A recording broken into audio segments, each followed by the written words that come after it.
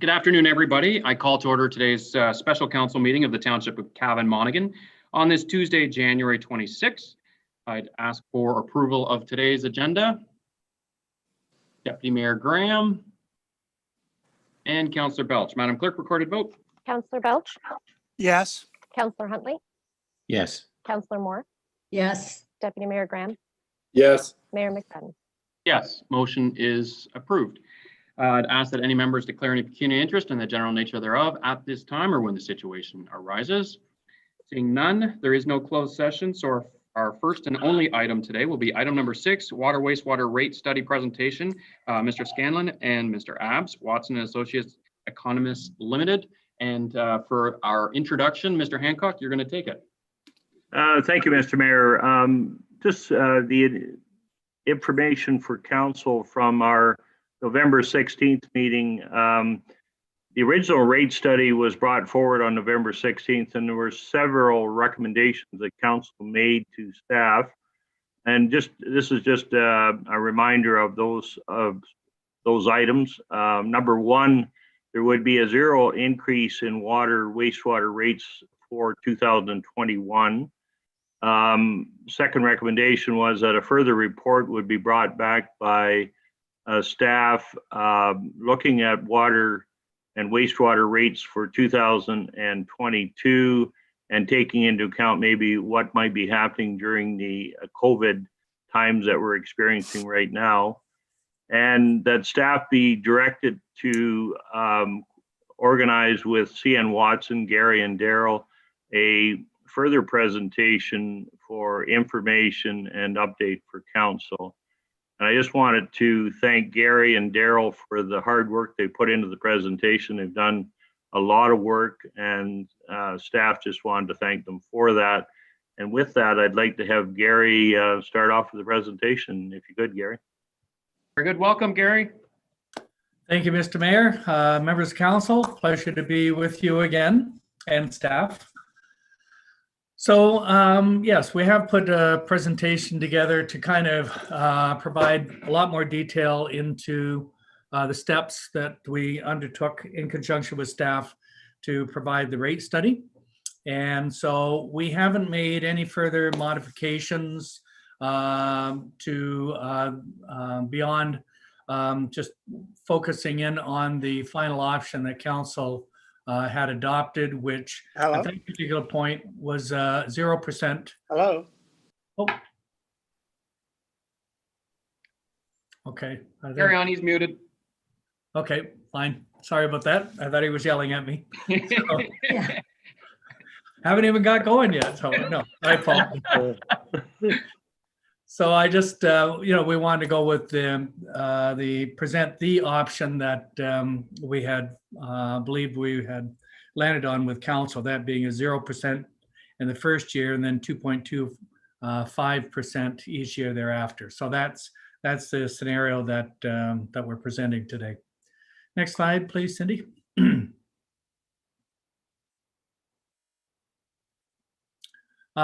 So we're going to go through several different steps.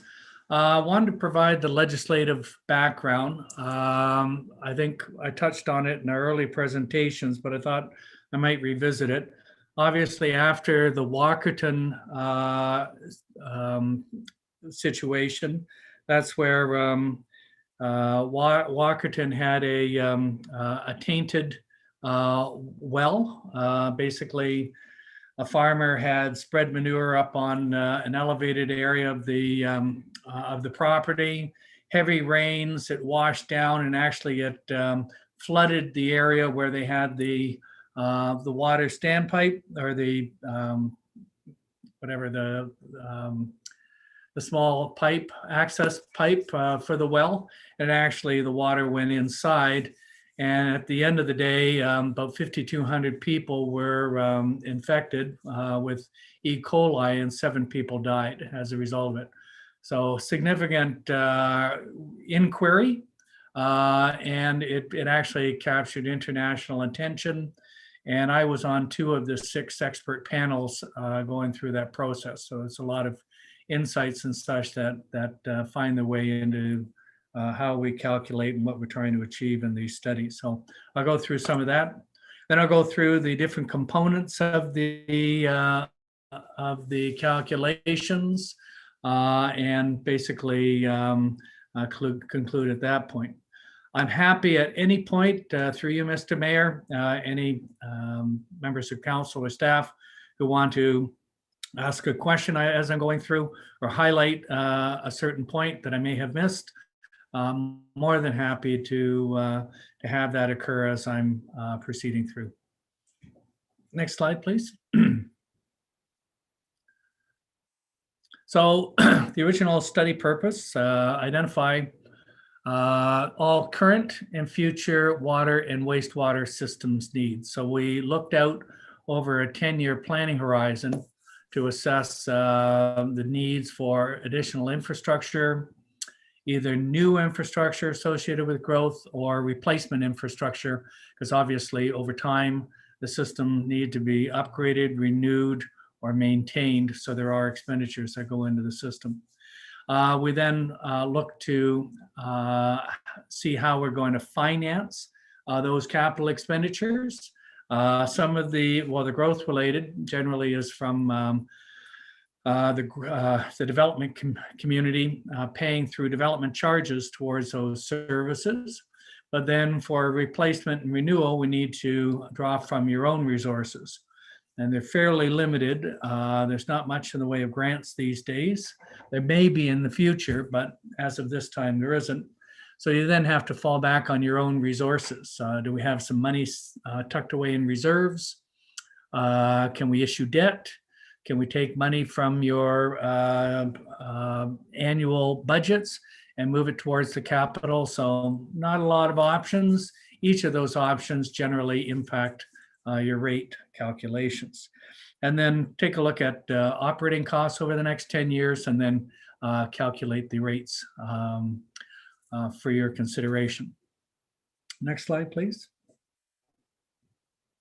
So legislation, there are several pieces that impact municipalities on a day-to-day, and they do find their way ultimately into the rates.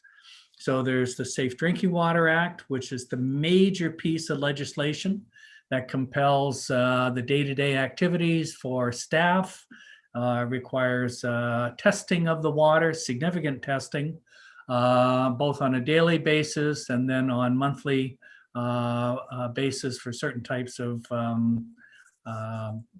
components of the water.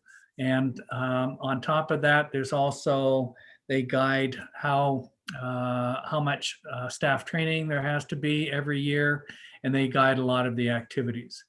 Sustainable Water and Sewage Systems Act was one which was looking at developing a, if you've heard the term life cycle or asset management, it was the first major piece of legislation that put into place the requirement to assess your how your assets are currently performing and to develop a long-term financial plan for maintaining, replacing, and ensuring the integrity of the system. Now, that actual piece of legislation has been replaced, and it's been replaced in part with the Water Opportunities Act and the Infrastructure for Jobs and Prosperity Act, and I'll come back to that. The OREG 45307, which is noted there, is the mandatory piece of a document that has to be prepared by the municipality and submitted to the province as part of getting your license to run the water and to run the water system. The license is a requirement of all municipalities, and it requires a drinking water permit, certificate for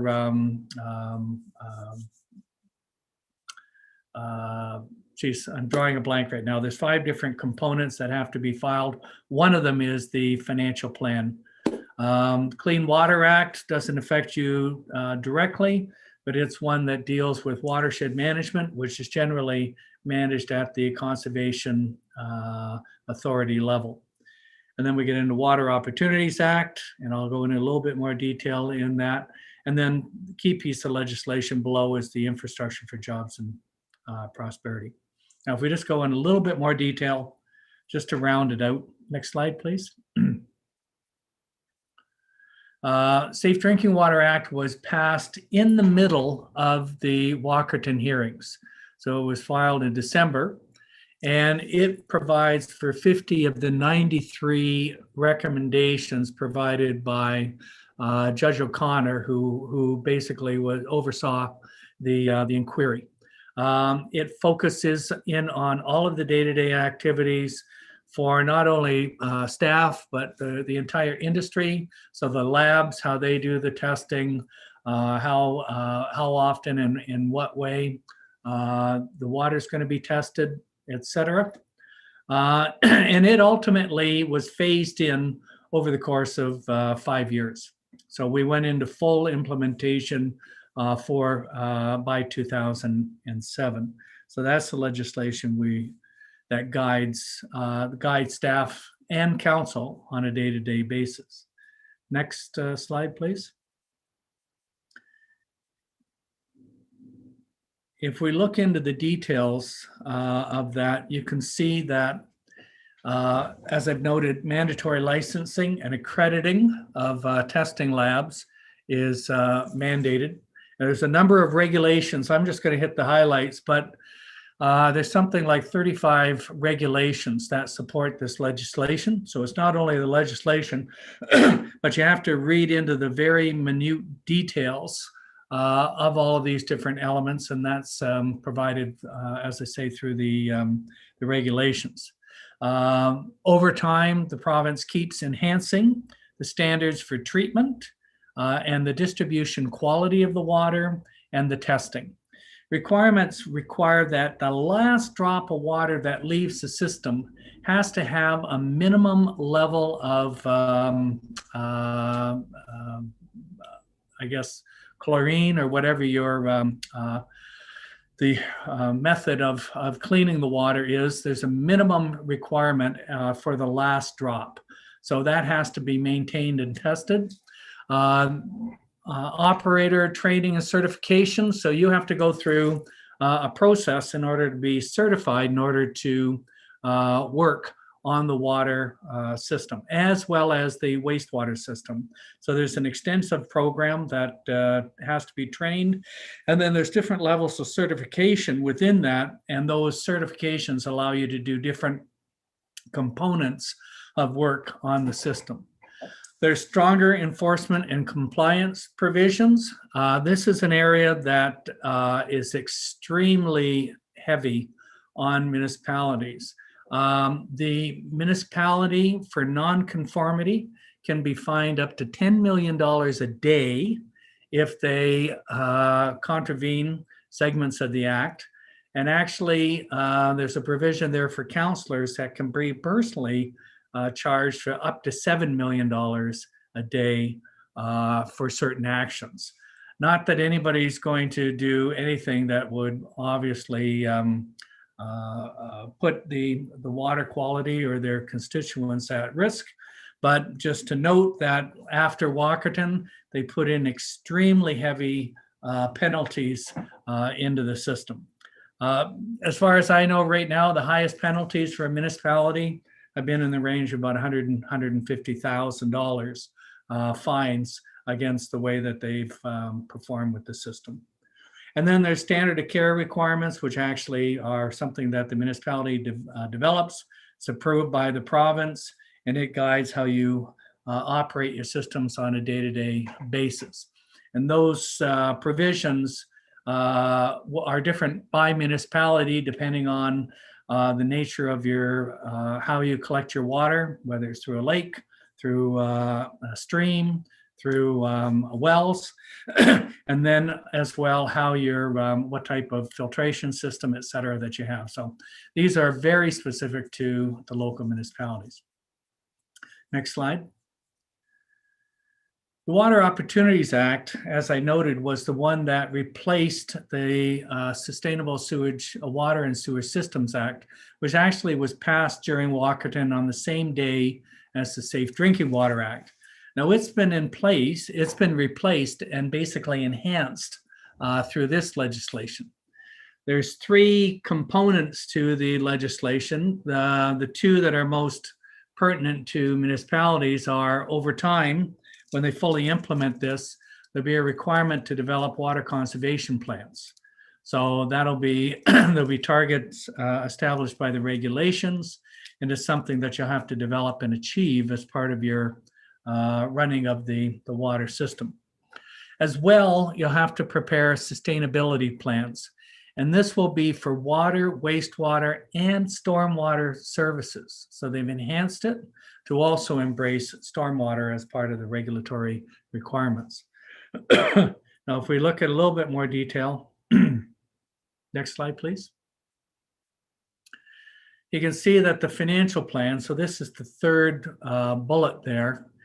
The financial plan requires you to do an asset management plan. So go into detail, evaluate your current inventory of pipes, your treatment facilities, all aspects of running the system, and take a look at the infrastructure and develop a long-term plan for renewing, replacing, enhancing the system, the actual physical nature of the system. From that, there'll be a financial plan. And what we'll present today really is, in essence, what they're looking at as the financial plan in order to maintain and implement your asset management plan and maintain it over time. This was, as I say, originally envisaged under the former piece of legislation, and they had included things such as having it signed off and certified by engineers.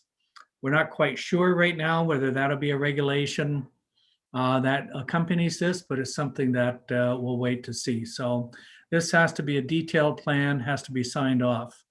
They'll want to implement that conservation plan as part of this. There'll be an assessment of risks that may interfere with the future delivery of the municipal service, including, if required by regulation, the risk posed by climate change. Obviously, climate change is to some extent changing the way that we run these systems. It's not that we're getting more water in the course of a year, but we're getting it in faster, more focused, shorter term bursts. And this is where there's a lot of flooding that's occurring as a result of this. So that may interfere, the Walkerton situation with the flooding that occurred there. They would be looking on the water as well as the wastewater system to see what are the potential exposures arising from that. And then the last one talks about strategies for maintaining and improving the municipal service to ensure future demand is satisfied. And you may consider additional technologies to provide the service or improve the service, and the potential increase cooperation with other municipal service providers. So there's a way of combining, the hiring of certain types of individuals or contracts or whatever. They're looking for you to be creative in assessing this. As I say, what we'll present today really, in essence, is the true financial plan. So it's looking at the first and second bullets.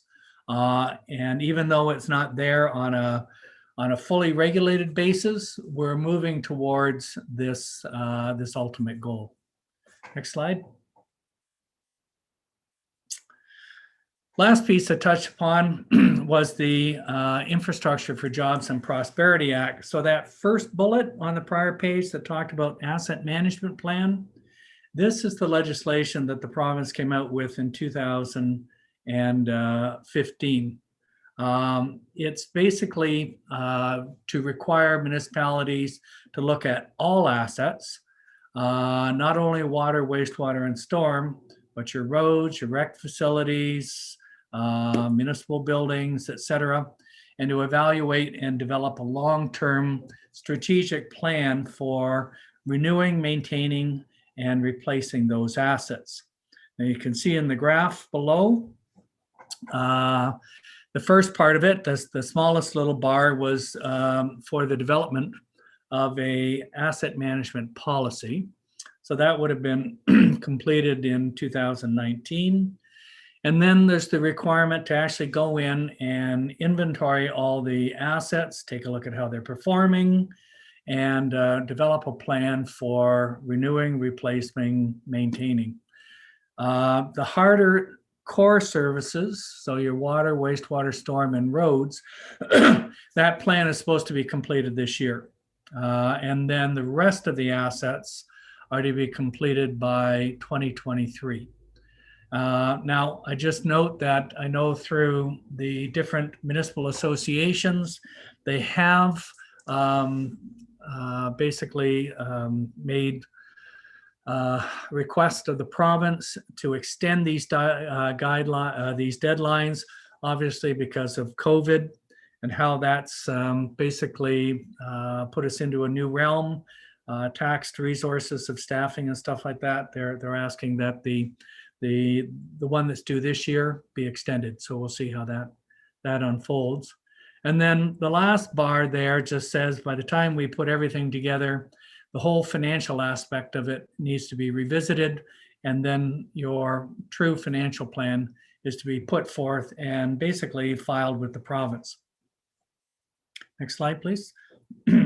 Just a question, Gary? If Yes. Okay. So that's all of the acts, the legislation that govern water, wastewater systems. So my question is, and I sort of draw parallels back to cemeteries. I know that might be an odd comparison, but we know that ultimately a municipality inherits all cemeteries that for whatever reason they can no longer manage, maintain, look after. And similarly in the water, wastewater, if all hell breaks loose, it ends up becoming our responsibility at the end of the day for any other systems that we're not currently legislated to manage. So what act or legislation of all those ones you just listed is that covered or outlined or indicated? So a situation where you may have a small communal system that's owned by residents, and the province comes in and says, "Thou municipality, thou shalt take it over." I've worked with a number of municipalities in that situation where the province has required them to take over those communal systems. I believe that the authority comes under the Safe Drinking Water Act. And it then forces municipalities into a situation where they have to correct whatever problems are there. And it may mean, in some cases, it's quite an expensive investment. And then the municipalities I've worked with have basically required each of the benefiting landowners to pay directly for it. Now, they give loans and generally they help them pay over 20 years, let's say, but still the cost ends up going to those who benefit. Okay. All right. Thank you. You're welcome. So our starting point was when we were making the presentation to council was to look at your rates for the water and the wastewater system. So within Millbrook, you've got water charges, and you've got two components to your water bill. The first component is more of a fixed charge, and you impose it. You have bi-monthly billing, so every 2 months. So for every 2 months, if you're a resident, like with a smaller meter, the meter size is basically represents the size of the pipe that comes into your house. And generally they're 1/2 inch or 3/4 inch. That's what in 15 millimeter and 18 millimeter are, is those smaller pipes. And the fixed charge is $65.35 for water per month, or sorry, per 2 months. 85% of Ontario municipalities use a similar fixed charge on their water bills. So it's a very common thing to charge that monthly charge because let's say you were down in Florida, well, probably not these days, but let's say historically you were down in Florida and you were down there for 3 months and you weren't using any water. So there was nothing going through your bill. The way this is set up is you are still making a contribution towards the water system. And the reasoning behind that is when you come back, you expect that the municipality's fully maintained all of that infrastructure so that as soon as you turn on the tap, you get good flowing, good quality water into the house. So that's the premise behind it, because most of municipalities' day-to-day operating systems are predominantly fixed costs. They don't vary in a huge way depending on the flows. Most of it is fixed. And I'll show you that a little bit later on some of the detailed operating costs. You can see that that fixed charge increases depending on the size of the meter. So that's the size of the pipe actually going into the property. And as the size increases, it's more for, the smallest one are for single family homes. Maybe the next one up is taking small restaurants or small commercial buildings. And then as you size it up from there, you're going into schools or maybe different types of industrial businesses. So that charge increases, and it's more reflective of of the cost of the meter as well as the maintenance and replacement of it. The second part of the bill is volume, and that's what the water meter does, is to track how much water you are consuming. So you pay that fixed amount, the $65 every 2 months, and then depending on how much you've used, and we've metered through your water meter, you then pay $1.82 per cubic meter. Now, to give you an idea how much a cubic meter is, if you go to the store, or let's say you go through the Tim Hortons drive-through and you get a bottle of water, you get 2,000 of those for 1 cubic meter. So when you take a look at the amount of what you're paying for water, and you pay $1.25 or $1.35 at whatever store or retail outlet, keep in mind that through these rates, $1.82 and then some portion of the fixed cost, you're getting 2,000 bottles for the same price. So actually, when you consider in a comparative way, the amount of water you get for the amount you pay actually is a deal in comparison to buying the equivalent amount from the retail store. But that's just an aside. So a cubic meter is equal to 2,000 of those bottles. Now, on the wastewater side, we use the water meter in order to impose a charge as well. So we don't have separate wastewater meters. It would probably cost you several $1,000s to put in a separate meter. It would have to be read. There's more maintenance to it and such. So we use the water meter as a surrogate. For Millbrook, you pay almost $121 as the base bi-monthly charge. And then on top of it, you pay $2.49 for the amount that's read through the water meter. So that's the wastewater side of your bill. And then combine the two of them together is what you actually see on your individual water bill. The second bullet there just talks about that volume charge. What you use is basically called a constant rate. The technical term used is it's a constant rate. We have things such as an increasing block rate. So some municipalities let you have a certain amount of water and you'll pay a lower amount. But once you click through using above that block, you may increase by an extra 25 or 35%. And once you go through that block, it increases again. So there's ones that are called increasing block, and that's to encourage conservation. There's also those that are called a decreasing block, and that's basically to assist economic development. So a high volume user would, at a very high end, get some type of reduced rate on the water utilization. So, but that's what represents the other 40% of the province. So, next slide. Now, at a very high level, the rates that you pay. So what makes up those rates that we were talking about is that there's a day-to-day cost for operating the system.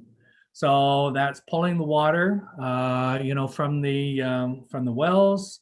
That's basically treating it, and then that's pumping it all through the municipality. It also includes staffing costs with running the system, which includes water main breaks in the winter when they occur. There's mandatory flushing. So when you see a hydrant that's open with water running out of it, and you say, gee, that's a waste, it's mandated that we purge all of the water mains in order to make sure that any sediments or any of that gets discharged from the system. So there's mandatory flushing. So all of these costs are associated with day-to-day operations. And it would also include the water metering and sending out the bills and such. And then we get the capital side of it. So this is where there's a portion of the bill where maybe we built something 5 years ago and they didn't have the money in place, so we went out and borrowed. So it's just like when you buy a house, you don't have all the money, you go out and get a mortgage, and then you pay off that, and a house is a major asset. So you pay off that asset over time, let's say the next 20, 25 years, whatever. So it takes care of past debt. Some municipalities, in the way that they organize their budgets, they contribute directly from the collections and transfer the money directly to their capital program to fund the capital. Or the way that we've done it, and it's very similar to that, but we've first transferred the money into reserves and then transferred the money from the reserves into the capital program. And the reason we did that is because the capital expenditures can bounce around. Maybe they're $300,000 this year, 500,000 the next, 200,000 the year after. So depending on the timing of the projects, your capital spending can go up and down. So through the reserves, what we try and do is smooth out the contributions into the reserve and then the transfers out to finance the capital. I'll come back and I'll show you this in detail when we get into it. But just keep in mind that we take the operating costs and then the capital related portion, which is debt or contributions to reserve a capital. And then total together for that 1 year, we divide it by the number of customers, which is the base charge, and the volumes, which gives us the volume cost. And that's how we create those charges on the prior page, okay? As we go through, I'll take you step by step and show you how we build. But this is at very high level, this is how we generate a water and a wastewater bill. Okay, next page. And this just shows that what we'll talk about in this is that really you use what's termed as fund accounting. I won't get into it's modified accrual, there's all these different terms. But in a very simple way, keep in mind that you have your operating costs, which we showed on the prior, you have your capital, and then the reserves is transferring money from the operating into the reserve, transferring money from operating to the reserves, and then from the reserves into capital. And if you're going to close the account, you got extra money that you didn't use on that project, transfer from capital back into reserve. So the three different concepts, the three different funds interact. And this is how municipalities work to finance all of the expenditures, both day-to-day and long-term infrastructure-related costs. Next slide, please. So this just slightly changes what I've just presented to you. But this is how we're going to step through today's presentation. And I'm actually going to build the numbers for 2020. So as we go through each of these concepts, I'm going to populate the chart so you see how we build the calculations. So before we even get into the any of the financial side of it, the first thing we do is take a look at the existing customers and the existing profile of usage. And we try and from that data, make assumptions for what we will use over the next 10 years. So you can see the growth forecast. We're going to project out 10 years. There will be new users coming into the system. And as they come in, they will help to contribute, and they'll basically pay the exact same rates as any of the existing people. So if I move in next year, I'm automatically going to pay the same type of bill as every other resident in Millbrook. The only thing that'll vary is how much water is going through my my meter. So we'll talk about the growth forecast and the profile, and then we're going to start by talking about the capital plan. And we talked about the reserves, the day-to-day operating cost, and then we'll bring it all together and divide it by the customers and volume to come up with the actual rates that you see on your water and wastewater bill. Next slide, please. So we'll start with the customers and the growth forecast. So next slide, please. So your profile that we had for 2020 was to have, you had 826 users in the water system. You can see most of the users, the 818, have the small meters, predominantly residential homes. So most of the residents are sitting in that first category. And then depending on the size of the meter, which defines how much water in essence can be pulled into those buildings, predominantly commercial, industrial, institutional, you can see basically you've got 10 other properties that use those higher level meters. Now, when we look at the wastewater side, you can see that there's about 12 water users who are not hooked up to the wastewater system. So they would have their own septic system, or perhaps they have a septage, a holding tank, which is then subsequently pumped out. Some place like Kawartha Downs has holding tanks, and then they would transfer out. I think Cisco basically is a similar thing. They have tanks, holding tanks, and then they pump out. So this is your customer profile, and that's the starting point for our calculations. Next slide. How much water is used by these customers? So you can see we went back 3 years. We looked at 2017, 18, and 19. And the billable volume is how much volume of water was read through those meters. Okay, so we total up all of the meter reading, and this is the amount of usage. And you can see that the customers for 17, 18, 19 have increased every year. If you recall the 826, that's for 2020. So this is 2019, the year before, and then the year before, and the year before. So we divided the bills by the customers and have estimated average usage.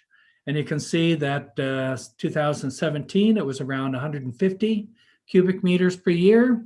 And in 2019, it was 133. So we have used the average for projecting at 142.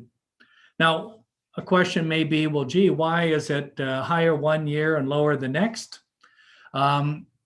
Water use is a reflection quite often of basically weather.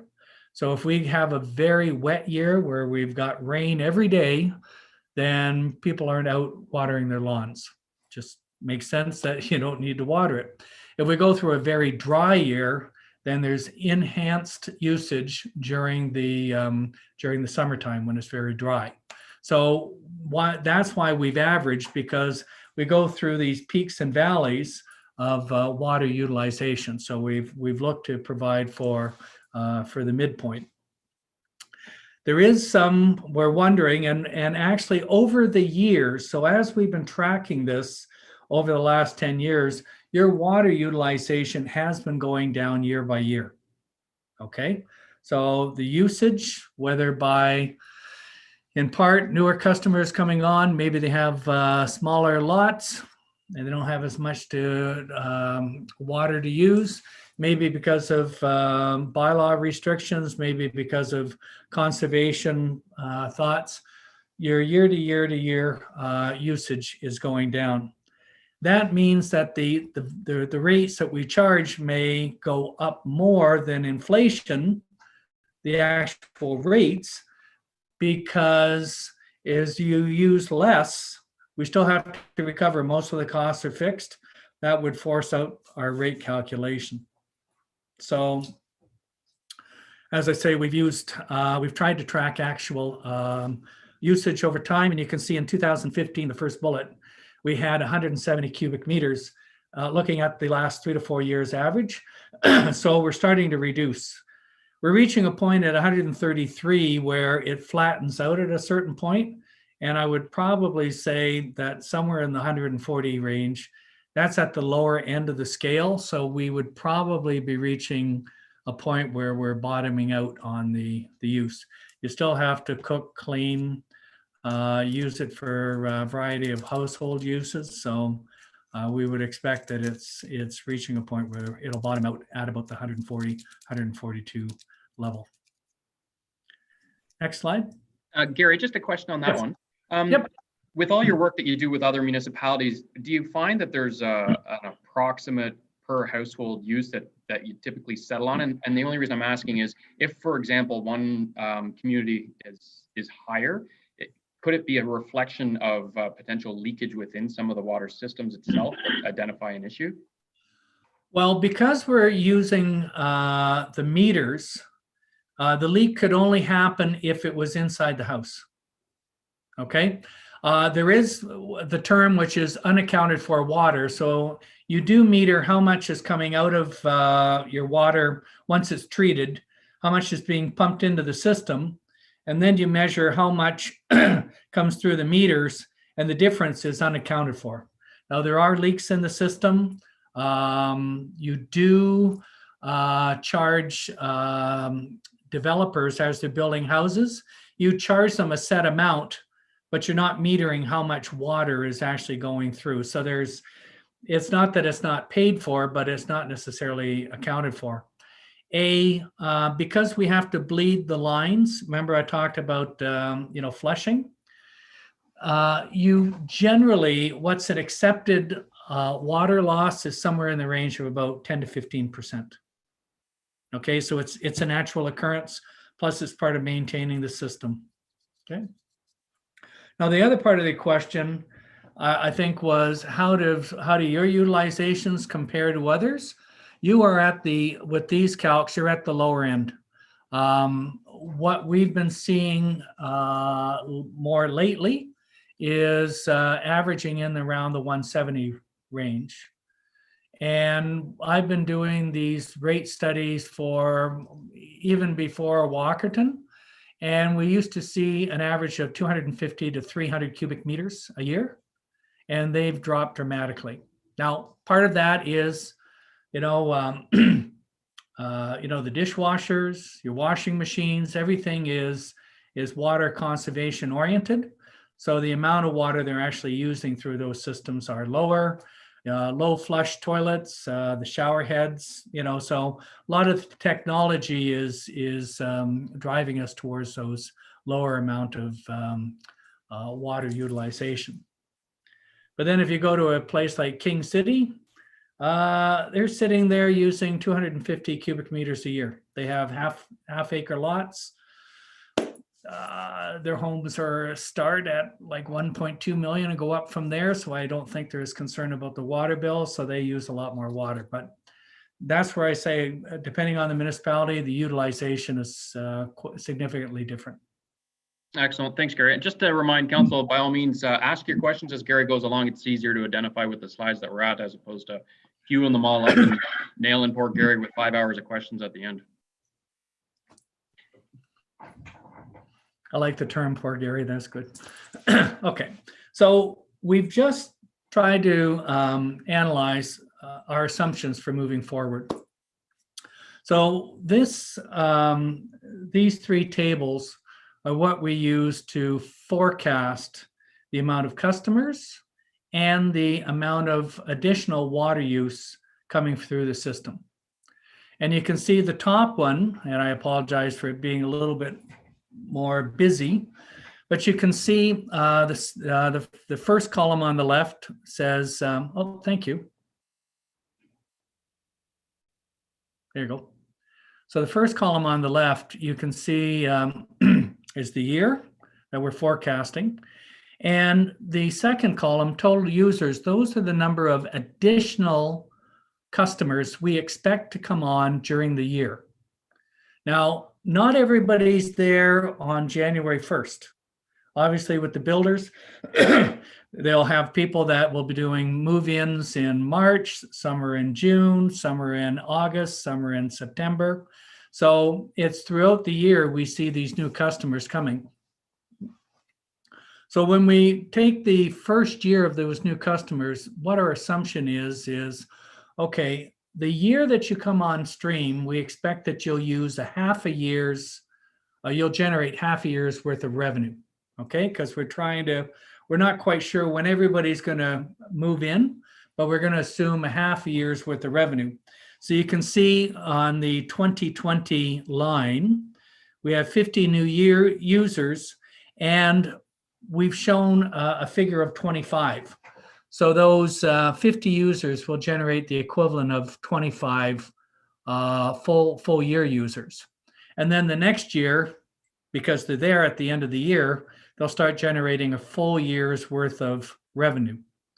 So as you can see the total users, and we've worked through this forecast with staff, kind of looking at the timing of when different developments would be coming on. And so we've provided for 450 over the 10-year period, but they range, from a low of 20 to a high of 55. So across the bottom, you can see that total and where the 450 is. That's the number of full year customers. The equivalent of a full year customer that'll give us that base charge. Remember at the beginning we talked, I think it was $69 every 2 months. So we'd be taking these customers times the $69 times 6 bills a year. And that's the amount of money that would be generated through the fixed charge portion of your water bill. You can see the cubic meter per user at 140. So if we multiply the new users times the 140 cubic meters, you can see that we generate an additional 3,500 cubic meters in 2020. And then that increases to 11,200, then 16,800. And we're stepping up the volume usage by those new customers. So we can use that in our rates. So then if we go down to the second table, you can see we start with our 826 customers. We're adding the equivalent of 25 customers, 25 full year customers, and that would give us a figure of 851. Then that moves to 906, 946, 976, et cetera. And we use that information to calculate the total amount of revenue coming from the base charge, that fixed charge. And then on the bottom, and if you could just pull it down a titch, Cindy, please and thank you. You can see that this is the forecast of the volumes. So we have the existing usage of about 110,000 cubic meters. We do track, there are water coming through the bulk. So we've held that stable across. There's the new community center. So it wasn't a full year in 2020. It goes to an estimated full amount for 2021 and onwards. And then that new growth, which was calculated up in the first table, we've added. So this now gives us the total billable volumes that we'll use to calculate that volume rate. And that'll be paid through the amount that you're using in your water meter. Okay, so I'll stop there for a moment. Is the way that we've forecasted the new customers on top of the existing customers clear? Because this is a fundamental. This is the denominator. Remember, we're going to have full costs, and I got to divide it by the number of users and the volumes in order to come up with the rates. Question, Gary. Yes. Okay, so I'll just go to the water user forecast. So for 2020, there's going to be 25 new users. Am I reading that right? Well, it's throughout the year, we'll get 50 new users. By the time we hit the end of the year, there'll be an additional 50. Oh, but it's averaged. Okay. But we're saying some are in March, some are in June, so we're saying our assumption is for every new customer, they'll generate a half a year's worth of revenue. Okay, that makes sense. Okay, because that's what okay, I see that now. That's perfect. Thank you. Okay. So go ahead, Ryan. Thank you, Chair Hancock. to Mr. Scanlon, as users come online, so as we go from 25 new users in 2020 up to almost 400 and plus users by the 2029, is there more cost incurred by having more users on the system, or is all the costs picked up in the development charges? Like, do the operating costs go up as well? Sometimes they do. Yep. It depends on your system, what the capacity is for it and stuff like that. But generally, you may end up adding another staff or two because you've got more water mains to flush, more if they break, more to repair. Depends on the nature of your water system. So sometimes you have to do improvements, and that may activate a half a staff, maybe shared between water and wastewater. So in your calculations then, Gary, are you, like, this is establishing our denominator, but are you adding any of those costs into the numerator to reflect? Yeah, we'll show you the operating costs as we move through the calculations. Okay. So it's a good question. But it does give rise, just because, the developers are building more pipes, then, there's more to maintain, more to flush. Just like on the roadside, you're going to have more kilometers of road that have to be snow cleared in the winter and blah, blah, blah. So there are costs that arise generally from that. At a minimum, we would see more in the chemicals and the hydro. That's a direct correlation. The more water you have to pump out, the more hydro you have to use to generate the water and to pump it through the system. So, all right. Any other questions on this particular slide through you, Mr. Mayor? Any other councilors or? I am good. We got Deputy Mayor Graham. Thank you, Mayor, and through you. Just a question, Gary. I didn't recognize this further. I'm just trying to follow with regards to the forecast of the customers. Okay, so just a question. So if you take 2020 to 2021, that transition, okay.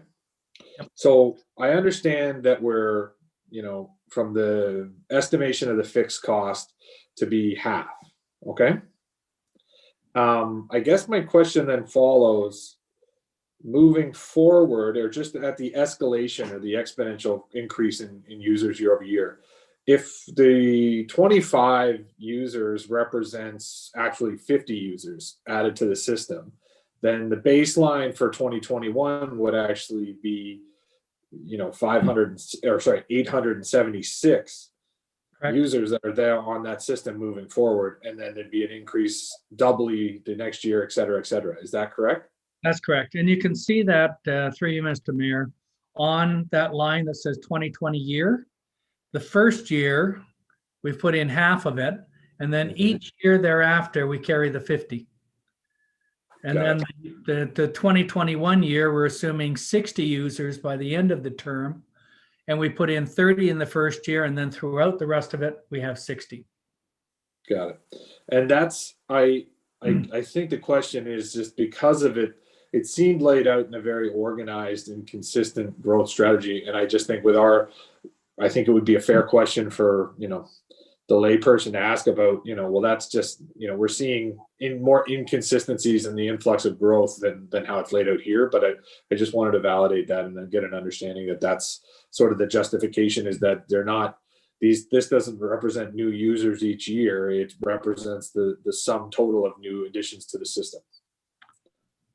Well, through you, Mr. Mayor, we have made an assumption on the number of users which is forecasted to come on, but it could end up this year to be 60 and next year 50, or it could be 40 this year and 70 the next year. I mean, it's a function of many different things, but obviously how fast the developers actually bring on the individual subdivisions, how successful their marketing plans are, and how many people are buying homes.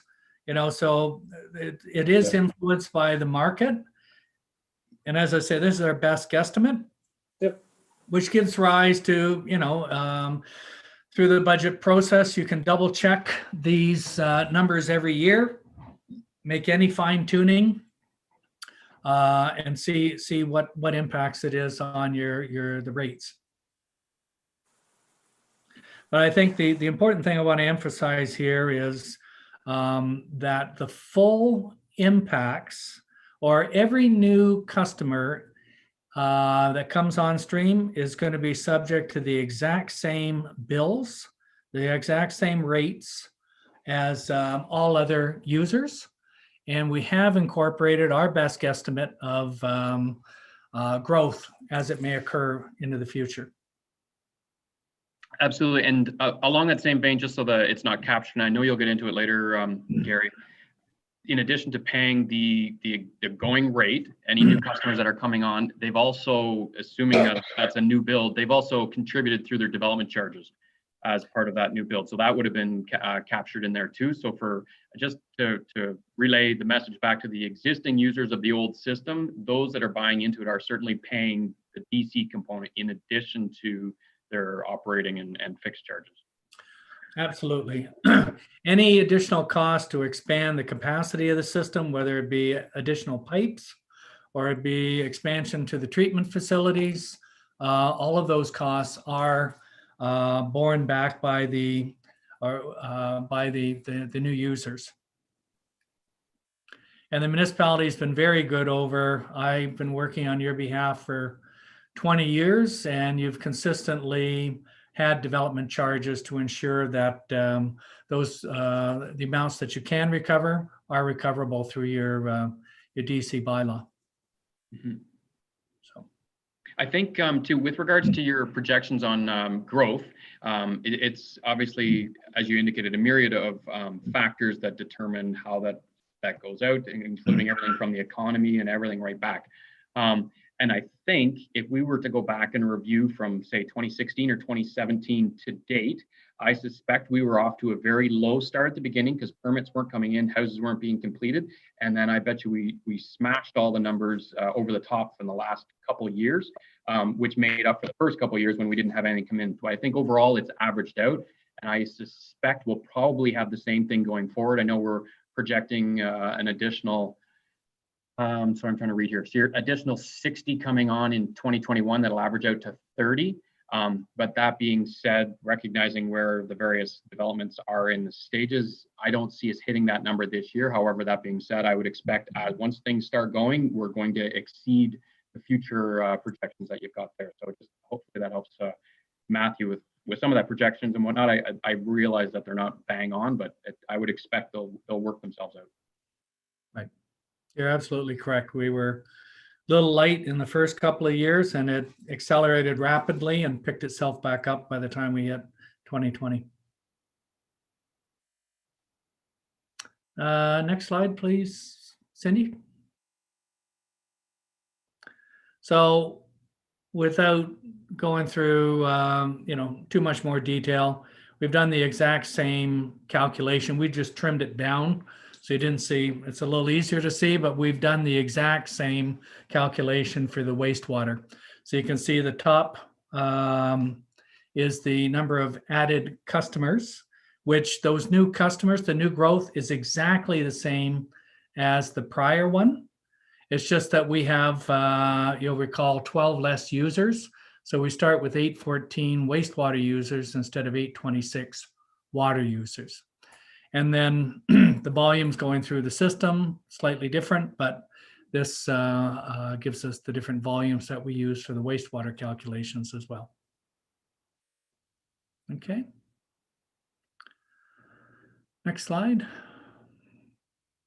So you can see on the graph, there's the arrow over to the side that says, okay, for 2021, we would have assumed 906 customers and then 135,570 cubic meters for the water. Okay, so our assumptions for this year's calculation were dependent on the last couple of slides that we just calculated. Okay, and remember, this is water.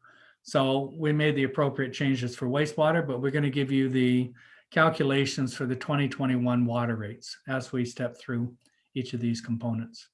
Okay. Can I stop there? Is this clear as we're building the schematic? Okay. Everybody good? Okay. Okay. So next slide, please. So now we'll talk about infrastructure, and it's broken into two parts. It's broken into new capital, which Mr. Mayor, you were talking about new homes or what's paid for by the developers. And then there's life cycle cost, which is that asset management. Remember the infrastructure for jobs for prosperity?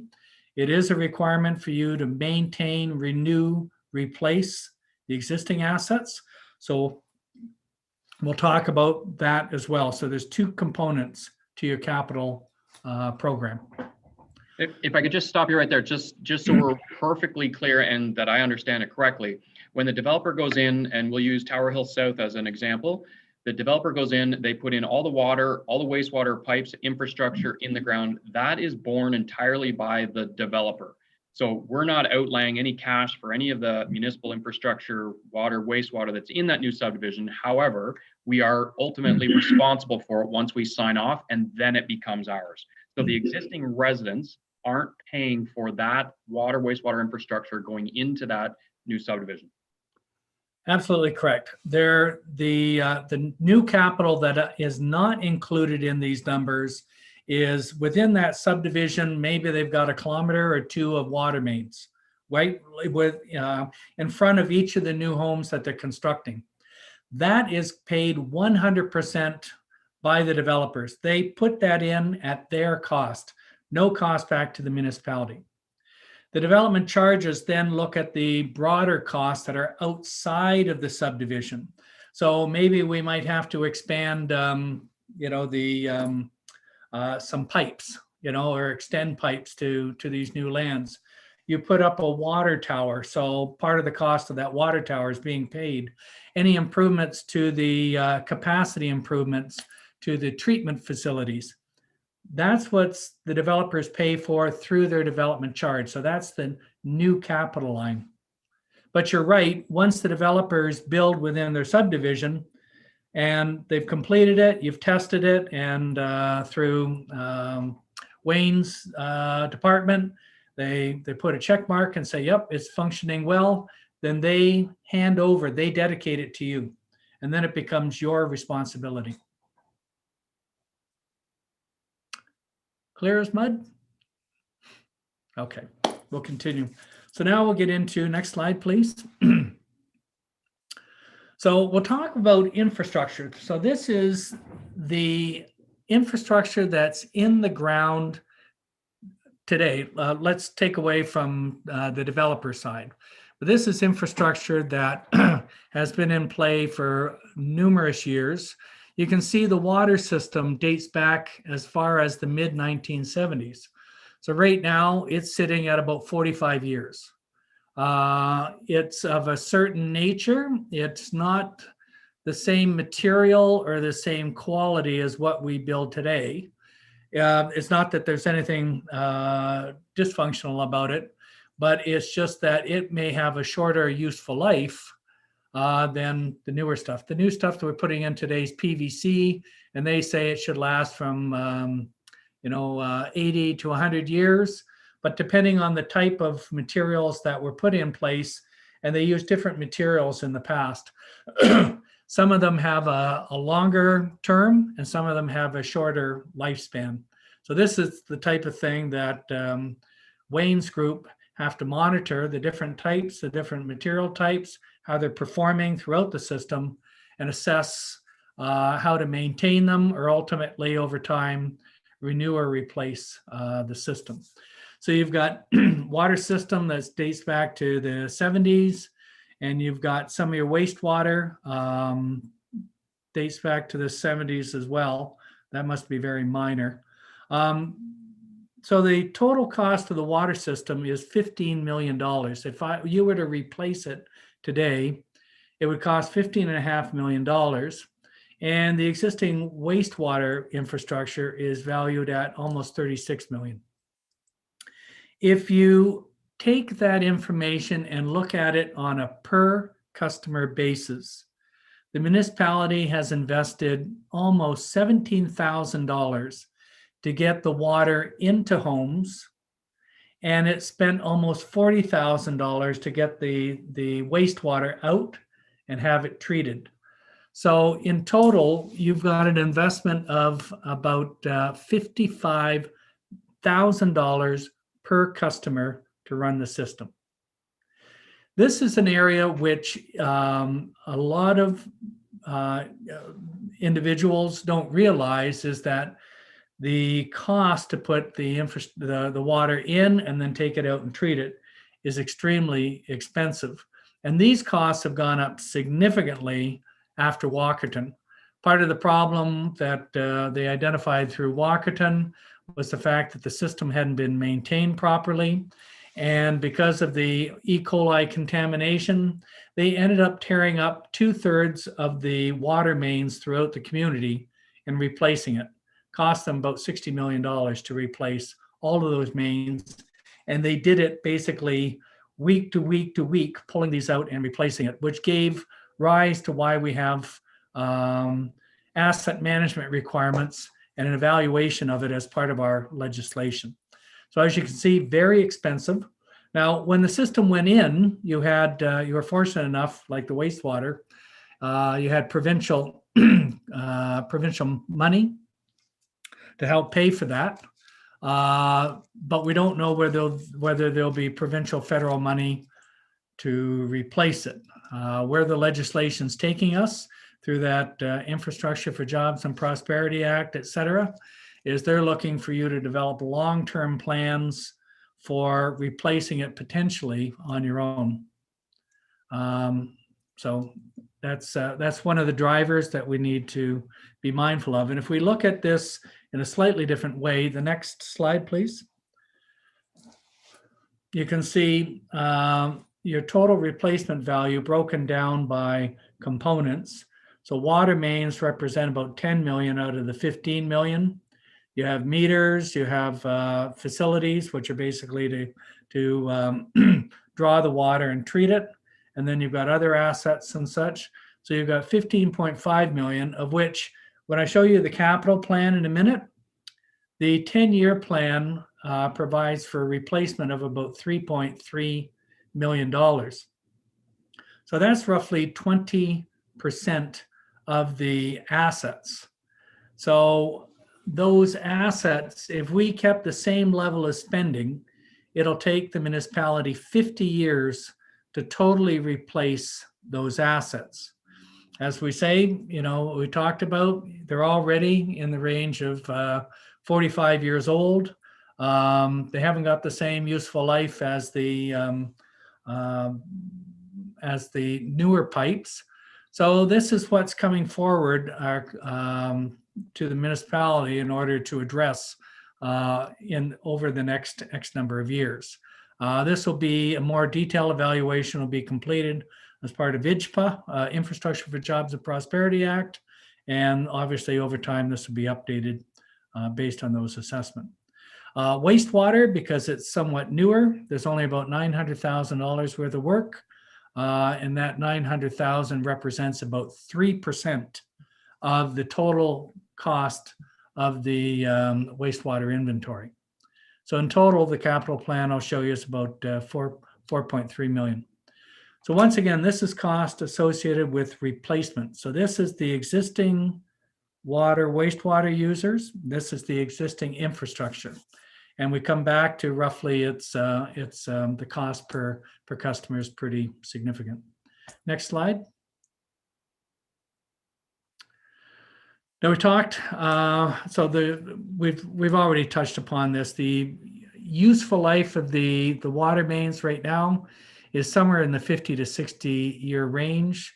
That's what is being monitored. Some of the infrastructure has a lesser useful life, and that's what's being contemplated by the capital program. The newer mains that are going in are basically in the 80 to 100 years. So you need to consider, long term, just consider what type of impact that'll have on rates, but it should be a little easier.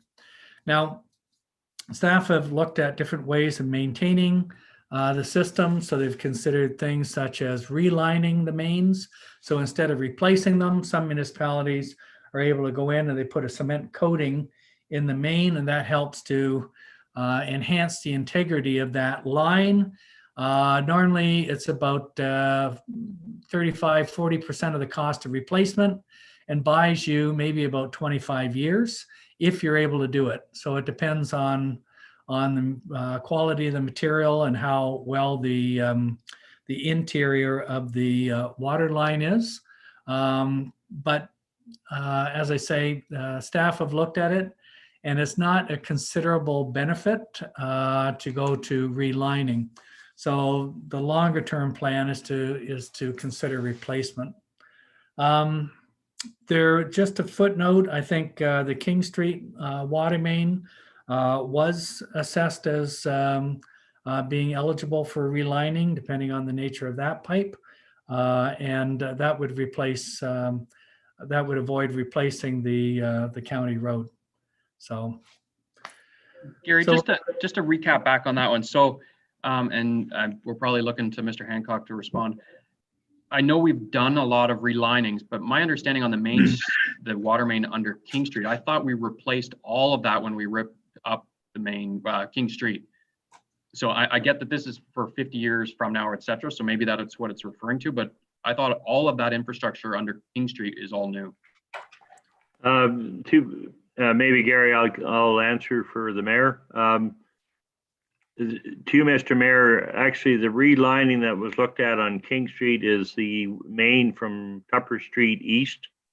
So as to avoid digging up County or King Street actually east of Tupper. So that's okay. Included in a 20-year program, and then the rest were replacements. We have that 20-year program available also. Okay, yeah, I thought the actual main street, it's all new. Everything there is new. Yeah, the King Street from Tupper Street east, actually right to the west limit from Tupper that's totally new water main. Okay, no, very good. And sorry, Gary, the last slide, so we're getting into the new stuff, but going back to the existing system and the value and the amount per customer, I think it might be important to identify, and I don't see it here, but there's the indication of how much the investment is by the township for each customer. In other words, the 16,900 and that 39,570 for the wastewater. The numbers are a little bit different between the two slides, and I know that's just depending upon which number you're dividing by the current number of users, which is fine. But I think it's really important to emphasize, because what we constantly hear is that the existing users are subsidizing all this new growth. And I think it's important to identify of that amount that's going out, for example, of the $21 million investment in the water wastewater, 14 million was from the province and the feds. And then of the balance of the 7 million, a large component of that came from DC, specifically from the new development. So out of that $21 million, you're probably looking at between 3 and 4, which was actual, they're getting the benefit of it, but they've only paid about 3 or 4 million of the $21 million. And if you were on a private well or septic, the feds and the province don't contribute to your well or your septic or any of that. So when you've got your value of your system as a rural resident, you're responsible for the entire part. Whereas on these larger systems, there's a good component of that $55,000 per household that has been contributed from other levels of government, which didn't come out of their pocket. Very good point, Mr. Mayor. I would just add that when you're talking about living out in the country, I do live out in the country. And 22 years ago, I spent $28,000 on my septic system and a little over 10 from my well. So I spent $38,000. If you index it, it's almost equal exactly to what the cost per user is in your municipality. So one way or another, there's a certain cost to the service. And you didn't get any federal or provincial funding? No, they weren't listening to me when I sent an email. So, or DC's, or DC's. That's correct. Next slide, please, Cindy. We got a question, Deputy Mayor. Oh. Yeah, sorry. I was just going to, through you, Mayor, I was just going to double down again because I think Gary sort of paints the good historical picture. But the other nuance to it is that, there was a nominal, if any, cost to the municipality and its residents for the installation of that system in the 70s. So there was no cost, very little cost, if any, attributed to those payers to then benefit from that system. But there was also no requirements since it or when it was installed in the 70s to start saving for a municipal responsibility for the maintenance and improvement or basic operation of that system as well. So not only did you not have to foot the bill for the cost of the installation, you also weren't mandated or legislated to continue to save for the maintaining and operations when it was fully taken over. And that's, why we find that when you go back to 2010, there was less than $200,000 in the water wastewater reserves. And, then bang, the legislation from the fallout of the Walkerton tragedy occurs. And then, it's just one other thing that municipal, taxpayers, and for in this case water ratepayers, are left holding the bag for. Good point, Deputy Mayor. If I had done I do a fair amount of dialoguing with the province, and we estimated some time back that if the province was going to help subsidize municipalities and run all these grant programs, it was hundreds of billions of dollars, which obviously the province doesn't have. We would expect from time to time some programs that might be out there. There was a program, Build Canada, which was basically 12 years ago, where there was some grants. You capitalized, I think, as part of that grant for the wastewater system. But, it's not that it's always there. It comes depending on the situation of the day. So, next slide. I believe Ms. Pope has just a comment with regards to the development charges. Go ahead, Ms. Pope.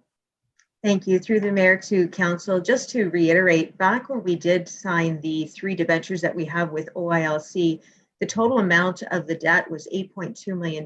But as a reminder, $4,847,000 is funded through the development charges. So the only portion that actually went against the water the water and wastewater rates was the $3.3 million when you're considering the $21 million project to put in the new systems. So just to clarify, development charges is the largest portion of our OILC loans that are repaid annually through development charges and not borne by the water wastewater user rates. And sorry, Mary, I believe you're on mute. Unmute there. I'm sorry. So, and what's the period of time that that is debentured over, that we're paying that 3.3 back?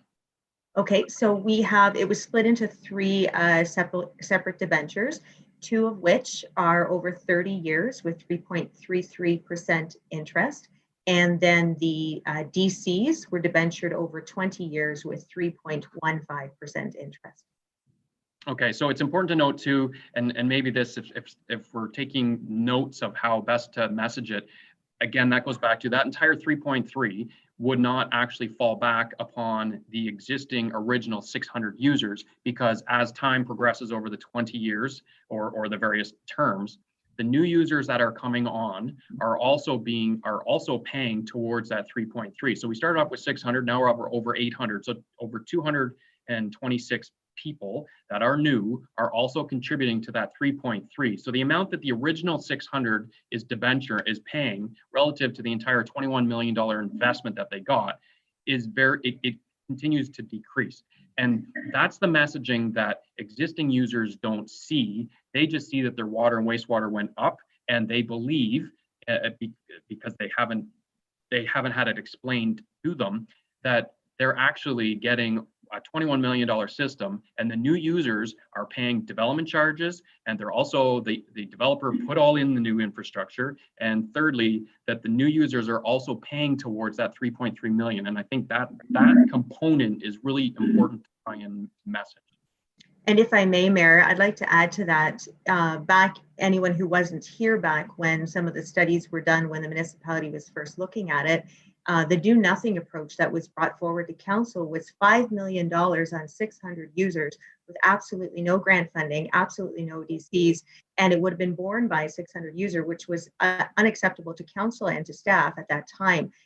So therefore, instead of going forward with $5 million worth of infrastructure against 600 users with no additional funding or grant opportunities, the municipality proceeded with the $21 million project, receiving back development charges almost at $5 million in the debenture, and really only leveling $3.3 million.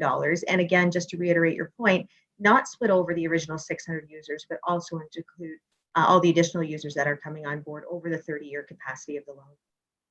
I don't know if it's possible to capture that in a one-page summary, but that in essence is the message that existing users don't get. And I haven't heard the existing residents say, wow, thank you for the new growth in order to ensure that I get a top of the line water and wastewater system. All I ever hear is, it's unfortunate that the existing 600 users are paying the majority of the lion's share of funding. It's for the new residents to enjoy. And that's what politically what we're stuck with to try and message. Sorry, through you, Chair. On top of that, I'm not sure if it's even possible, Kimberly, but having the math kind of spell out what a user's bill would look like in that scenario would also probably be very helpful in this as well. For clarification through the mayor, do you mean that if it had been the 5 million, Correct, the do nothing approach? Yeah, obviously you can't assume the same growth because it never would happen, right? So correct. We could definitely take a look at that for messaging in the future, to be reviewed by council for sure. Yeah.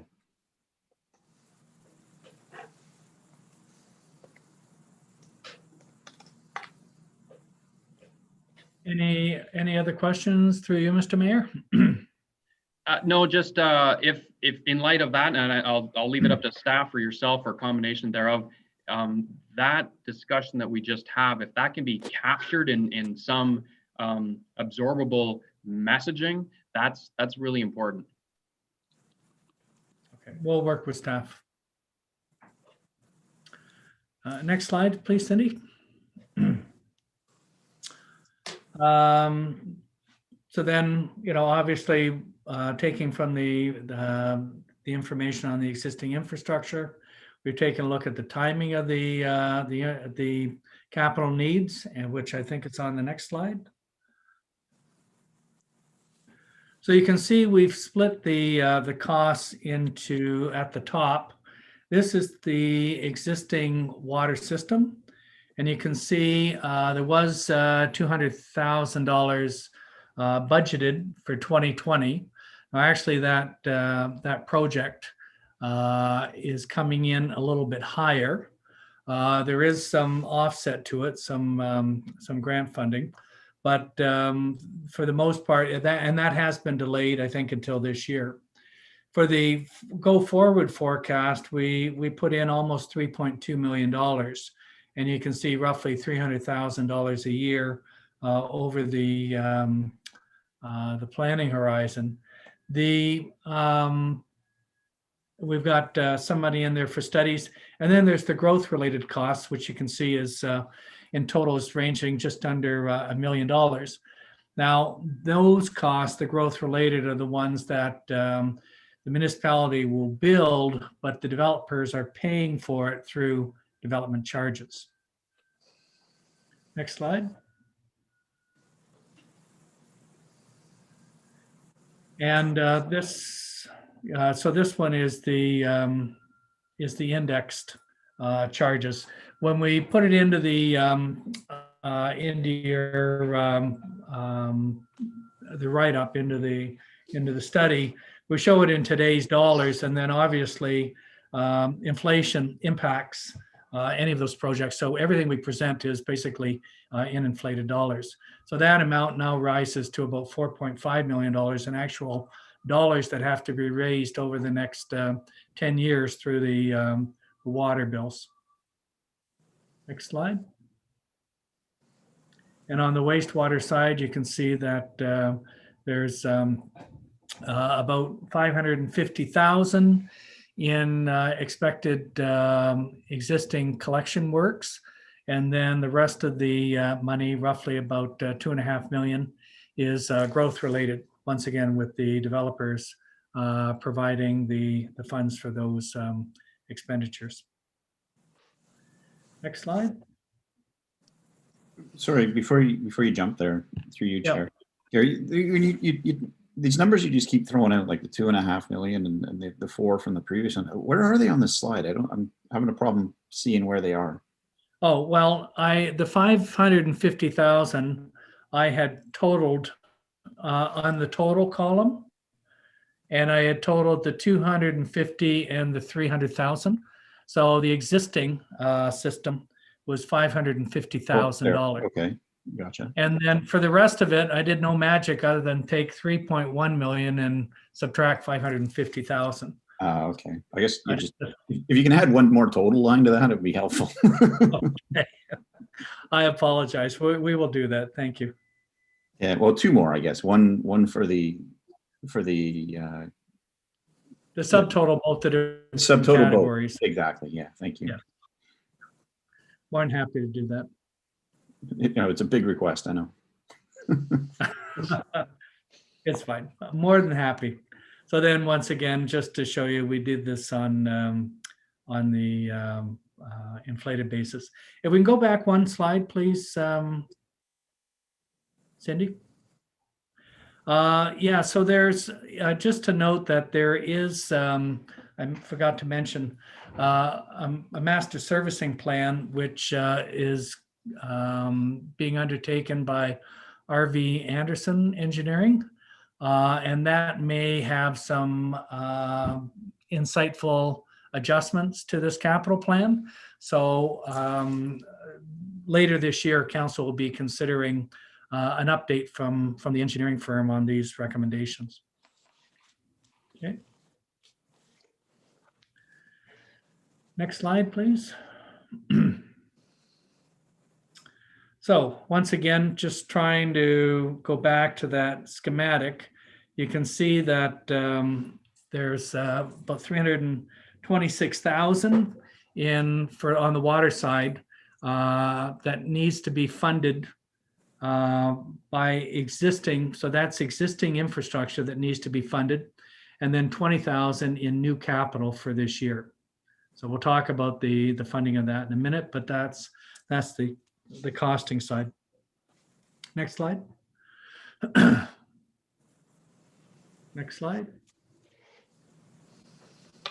So I had chit-chatted at the beginning about when it comes to infrastructure, we either hope are hopeful of receiving grants from senior levels of government.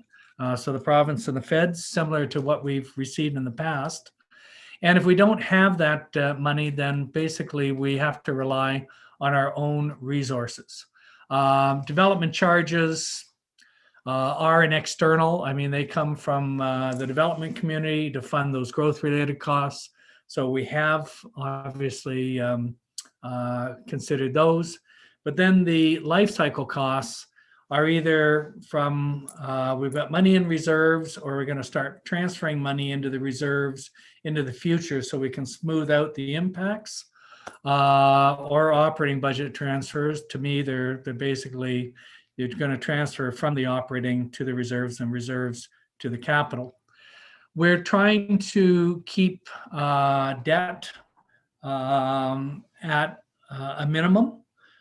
So the assumptions that we've provided here is to fund it from the programs and try and not incur debt. Now, if we go to the next slide, you can see we've added the funding on the bottom. And for the most part, we have reserve transfers and development charge revenues in order to finance these expenditures. And you can see that they're in inflated dollars. So the development charge is funding the growth related, and then the non-growth related, we're trying to fund through reserve fund transfers from the operating budget. On the next slide is the wastewater. And you can see that there we have a higher amount, about $2.7 million as growth related. About 580,000 is to be funded from existing users through the rates. There is a little bit of provincial grants in there. I kind of mentioned that earlier. So it's about 117,000 minor amount in grants. So next slide. Now, our reserve position estimated for the end of the year, the water capital is in a reasonable position to start with at about almost 1.4 million. Our development charge reserve is running at about 360,000 negative. So we've had, normally this, quite often this happens with water and wastewater infrastructure. You have to build the asset first. So then as you're building the houses and such, they have a system to connect into. So normally the money is spent earlier with the revenues coming later. So we've got a little bit of a disjoint there. On the wastewater, our starting position is positive in both the capital reserve and the development charge. Now on the next slide, we'll focus out over time. You can see the top one is for the water, and this is the reserve related to the day-to-day life cycle costs. So we have money being transferred into that program from the operating budget. And then you can see, so you've got an opening balance. The next line says, here's money coming in from the operating budget. So that's basically coming straight from the rates that the revenue we generate, and we're depositing it in the reserve fund, a bank account, so to speak. And then we're taking the money out and transferring it to the capital. Remember, I noted that, the capital expenditures tend to bounce up and down. So we're trying to smooth things out over time. And then so that we consistently remain in a positive balance. And by the time we hit the end, we're at about a $2.8 million balance. Now keep in mind that once we get outside the 10-year forecast, we still have aging infrastructure that's coming at us. Remember, the capital plan is only paying for 20% of the replacement of your existing assets. When we hit the 11 to 20-year period, we probably have to replace more than 20% because you've got that aging factor is accelerating the need to replace the assets. So we've got a little bit of balance at the end in order to have money for the subsequent 10-year planning horizon. if you look at the development charge reserve, you can see that we were estimating a closing balance of 350,000. And the money coming in, the growth that we were showing, the 50 units for this year, and then 60 units, et cetera, we were calculating the amount of revenue that should be generated from development charges for water. And that's what that development charge proceeds line is. That's the money coming in from the collection from the developers. You can see that the next line is transferring out in order to fund the growth related. And then we expect that we're going to have to, and currently, there's a lot of debt that's outstanding on the system.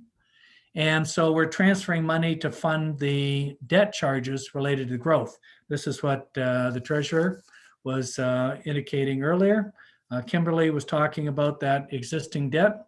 So this is, you can see the debt charges, the transfer. So we're transferring money out of this reserve to fund the money that's already been debentured. So we continue as we move out to move into a negative position. Our suggestion is with all new developments that'll be coming forward, to seek to accelerate the timing of collection. What you're doing right now is you're collecting the development charge at the time of building permit. You can mandate through your development charge bylaw to collect that water, all of the water DCs associated with that subdivision at the time you approve the subdivision. So we can accelerate the timing of that money, or we can, on some of the assets, the capital program that has to be constructed, we can require the developers to actually build that, and we'll give them a credit. So they'll build the infrastructure, and then they'll get, to some extent, a refund as they're building their individual units. So we've highlighted this in our prior presentations that we're a little bit out of step, and we would suggest basically undertaking some initiatives to minimize the impact, because that negative balance is going to be a drag on you financially. Now, if you take a look, we've tried to ensure that the reserve fund balance is stay above the development charge, in order to not create an imbalance in the total money that's sitting on the water side. But still, we would encourage the municipality to perhaps change some of the ways that you're dealing with the development community as they're coming forward. We need to get the money a little bit faster. Now, Gary, on that point, and I know we're just talking about water right now and from the DCs, et cetera, but in your statement, you said we could charge at an earlier point for the water. I'm assuming just because we're on the water side, you're only speaking water, but we could do the same for both water and wastewater. That's correct. Okay, all right. Councilor Huntley? Yeah, through you, Chair. So this chart's kind of worrisome in the fact that it looks like we can never get ourselves out of debt, which tells me that we're never going to get the money back in development charges to actually pay for what we had to install. It's not computing to me how we can get that far in debt and not have the development charges to actually cover it. The way that we do the development charges is, through you, Mr. Mayor, is to calculate what the capital needs are, and then basically over the growth forecast period, it's to divide by the growth that'll benefit from it. If, let's say, we were looking at something over 10 years and we were going to have 100 units, so 10 units per year, but we need to build the facility in the first year. So, and let's say it's $100. So we need to spend $100 and we divide it by the 100 units that are going to grow over the next 10 years. So you're going to pay $1 per unit. If you got to spend all the money in year one, but you're only getting 10% of the revenue back in year 1, 2, 3, 4, 5, you can see how you hit this negative balance. And that's what we're experiencing in the reserve funds is when we calculate the benefit of all the infrastructure, the debt plus what has to be yet built, and you divide it by the total growth, the money is delayed. So we need to find a way to get the money a little earlier. Does that help explain, Councillor Huntley? Well, it does in a sense, I guess. I mean, I guess if I'm thinking about the water specifically, I mean, most of that infrastructure was put in place for, say, I believe the Tower Hill South. Well, it's all the building permits have been issued for it at this point, I believe. I mean, there might be a few stragglers. So I would have thought by then it would have paid for itself. I guess the picture I'm missing is how much did we actually outlay for that versus how much has come back in? All right. I don't have all of that information in this presentation. You'll find it through the development charts, but we can circle back with the treasurer and provide that information. Yeah, because I definitely take to point you're saying let's collect that faster, because if you don't collect it, you're paying the interest and it's swallowing you up, right? I think just Gary, there's probably two or three comments. I think at a later slide, Gary's going to show you a couple of opportunities where you can collect the funds faster. That's number one. Number two, in our projected program, we have some high capital costs that we may not need right away, and they can be deferred, or we will have a better determination on them through the master servicing plan that's coming forward from RVA. So that may change the story a little bit. And I think number three is when we developed the development charges, we also took into account Tower Hill. I'll use the term Tower Hill North, but we had what's referred to as 1,000 equivalent units. So we were looking at more than just Tower Hill South. So that's just for clarification. But there are opportunities and there's different ways that you can fund this not to drop into the negative. So I think Gary will present that as he goes along here. Well, I think through you, Chair, I think we got two issues. One, how do we prevent this from going into negative the next go round? And two, how do we get out of negative? I think, Gary, you're going to speak to this a little bit more as we go along. Yeah, well, the quick answer is there are opportunities for you. There's a minimum amount that you can collect, and that's collecting at the time of the development approval. That accelerates the timing. And then there are other methods that we can get the money even faster. There's Section 27 agreements, and we could negotiate with the different landowners to receive the money even earlier than subdivision agreement signing. So this is something we've connected with staff. Everybody's aware of it. So we need to revisit it as the additional developments are proceeding. One more question for you there, Mr. Scanlon. In a case like this, would it make sense to actually use what's in reserve to pay off the debt rather than incur the interest? You know, you're going to drop your reserve down, but at least you're not incurring, you know, the interest is adding up pretty quickly there. We could do it as an internal loan. That's the way I would suggest it. So, I mean, if you, right now, what we're showing, you're almost working an internal loan anyways, because you can see that we have the above balance is at a higher level than the below balance, right? So that, you know, we could, in theory, say, okay, we're loaning it. We've kept the funds separate. The only thing that I would have is if you paid it off, then you took a growth related cost and you paid it off with existing residents' money, which is part of, I think, historically, when we've chatted with council, I think growth pays for growth to the greatest extent. So that's what we're trying to achieve. Now, as I say, these negative balances are why we're bringing it up. And we think that we need to work with the developers to accelerate the payment timing. Okay. And next slide, please, Cindy. And you can see where the wastewater is, we're in a bit of a positive right now, but we're expecting there's sizable capital requirements. And we're going to increase the need for some debt payments. And then there's the transfers to reserves. So we also generate a negative balance.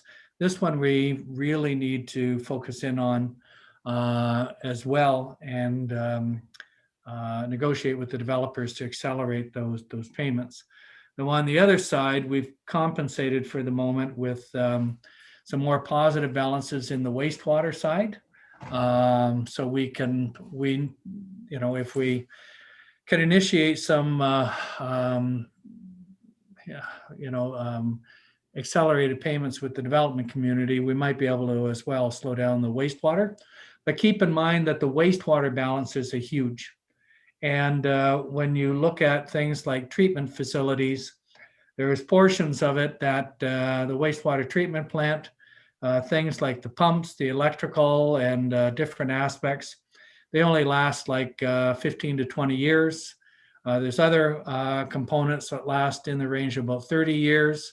Some of it, such as the superstructure, like the concrete and such, will last probably 60, 70 years.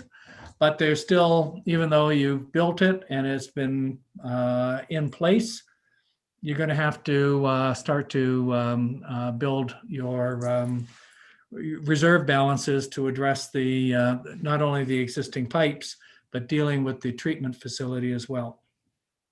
So we can, but when RVA comes back, gives us their full assessment, we can revisit the balances that are in the non-DC reserve fund, the one that's on top.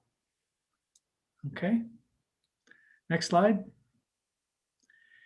And this is basically just to kind of total the two balances, and just to demonstrate that the first couple of years are a little tight, and on the back end, if you total both the water and the wastewater, take a look at where we're going. And with a little bit of adjustments, we should be able to stay in a positive basis. But as I say, we want to start negotiating with the developers to accelerate the timing to avoid that basically hitting an at zero or negative balance. Next slide. So really, for the most part, we've talked about this. Your choices are: we can change your bylaw, you pay at the time of subdivision. We sit down with developers as they're coming through the development process.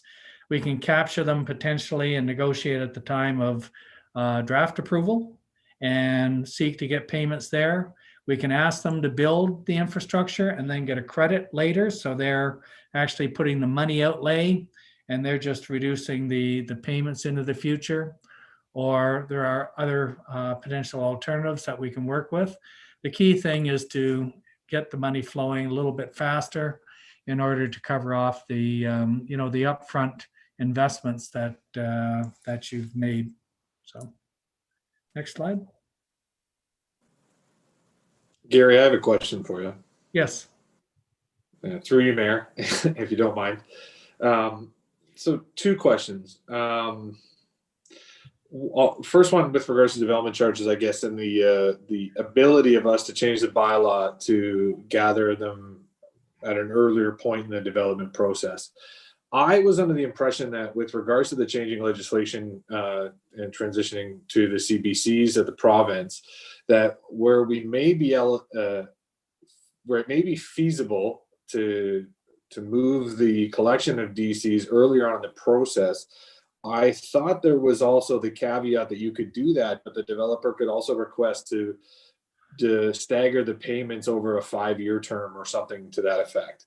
So are we actually able to collect the entirety of those given that new provincial landscape in legislation, or are we able to early up the start time, but then it will be staggered over having a different complexity to manage as a municipality? And I'll have another question after you. I'll let you go with that one first. All right, so there were some changes.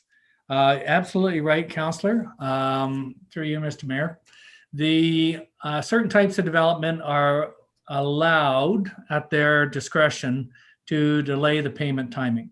So if we have rental housing, so apartments, not that just, I'm going to build a house and then I'm going to have one apartment, but rental developments can seek to repay over 5 years.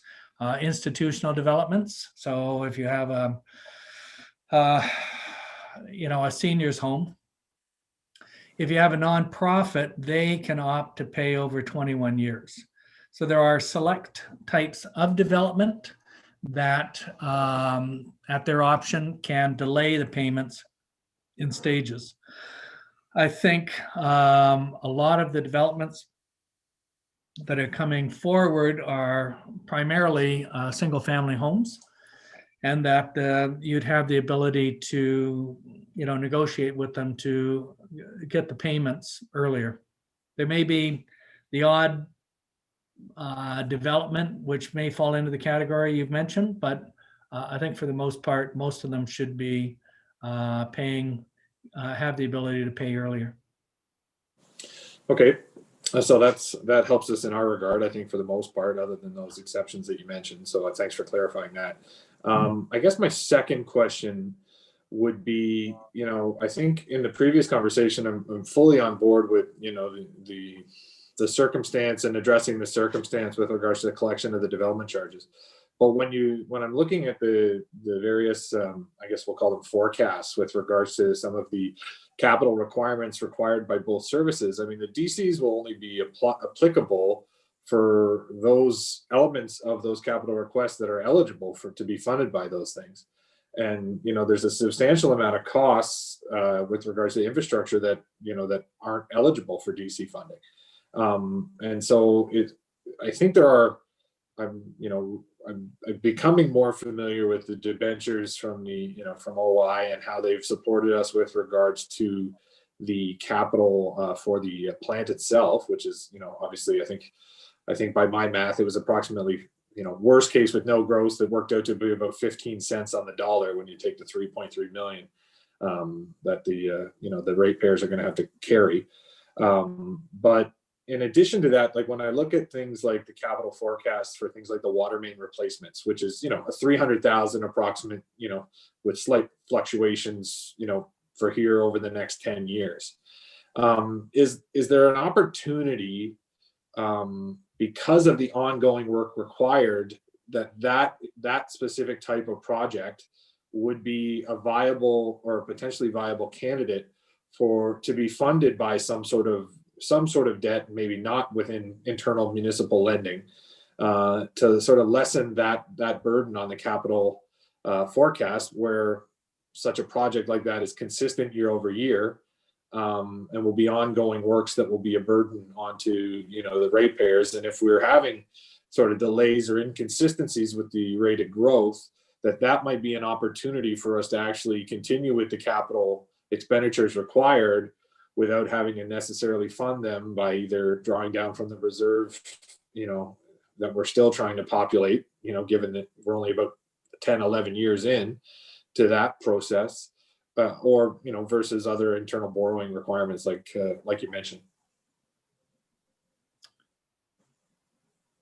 So was the question, can we supplement the funding it up front with more use of debt? Well, I think that the opportunity for debt to actually have an impact, we can take the DC conversation as one to have, because of, when it comes to those capital investments that are DC eligible or that it pertains to.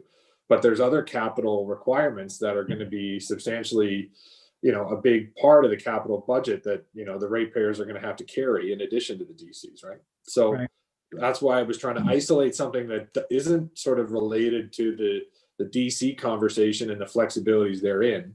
Right. But with an instance like that, $300,000, I think it depending on the year, over the next couple of years anyways, it represents about, in some years as much as 50 to 60% of the capital expenditures. Right.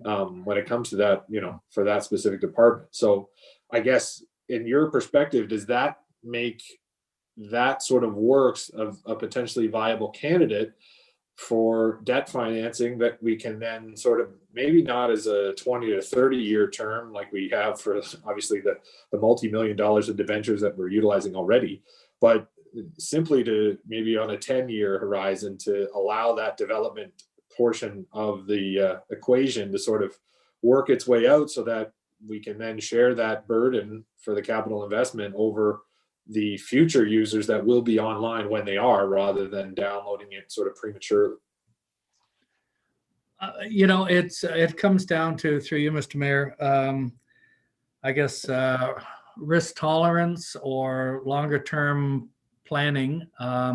Obviously, every time, like your household income, every time you take out a loan for your mortgage, a car, and such, you're locking in more of your household income that's already fixed.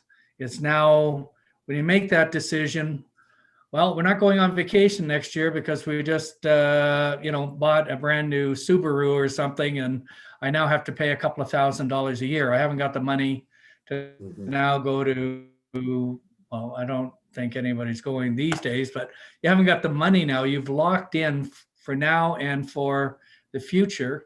You've frozen a portion of your income. And I guess that's the discussion is we have a sizable amount of debt already.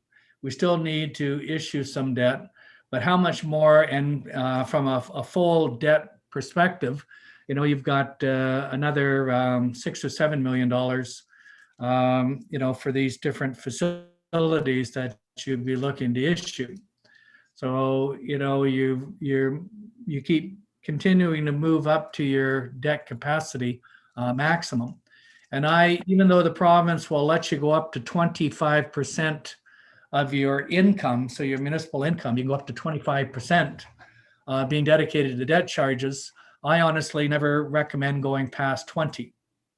And the reason for that is, let's say we're constructing a project right now, and you were banking on the growth that I was showing.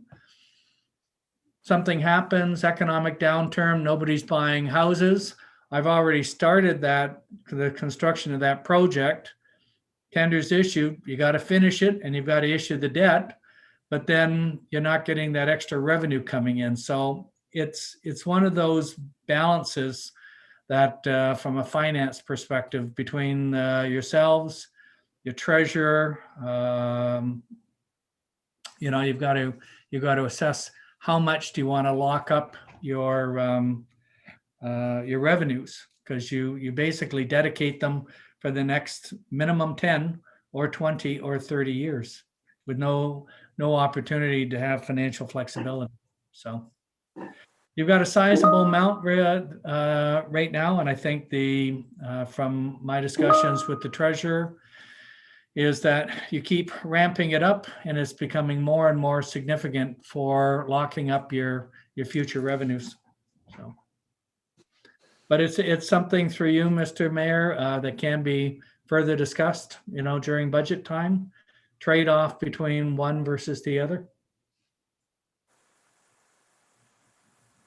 Thank you. Next slide, please. As we go into that next slide, I've had a couple requests for a little break. If we can all take a quick 5-minute and get a little drink, and anything else that we need to do, we'll be back in 5 minutes. Perfect.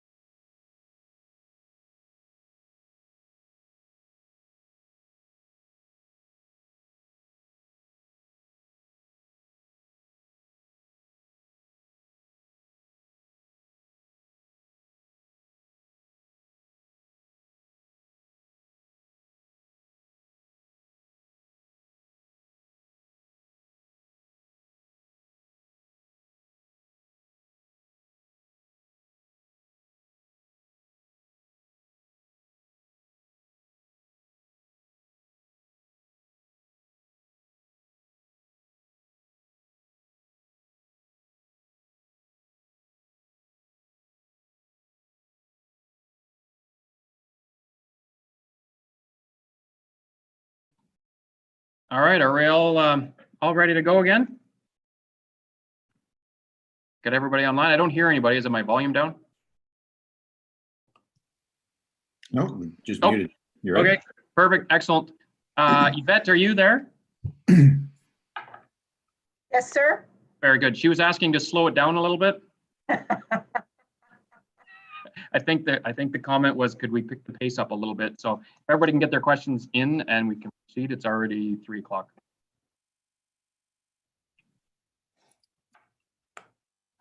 Shall I proceed? Okay. So this just finishes off our discussion on the capital.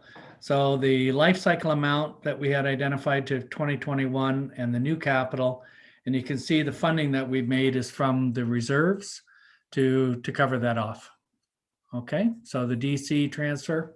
So the 2021 capital is fully funded. We'll now go down into the operating costs. Next slide, please. And again. So a lot of the expenditures were increased at 2% per year. Obviously, inflation tends over time to impact on everything.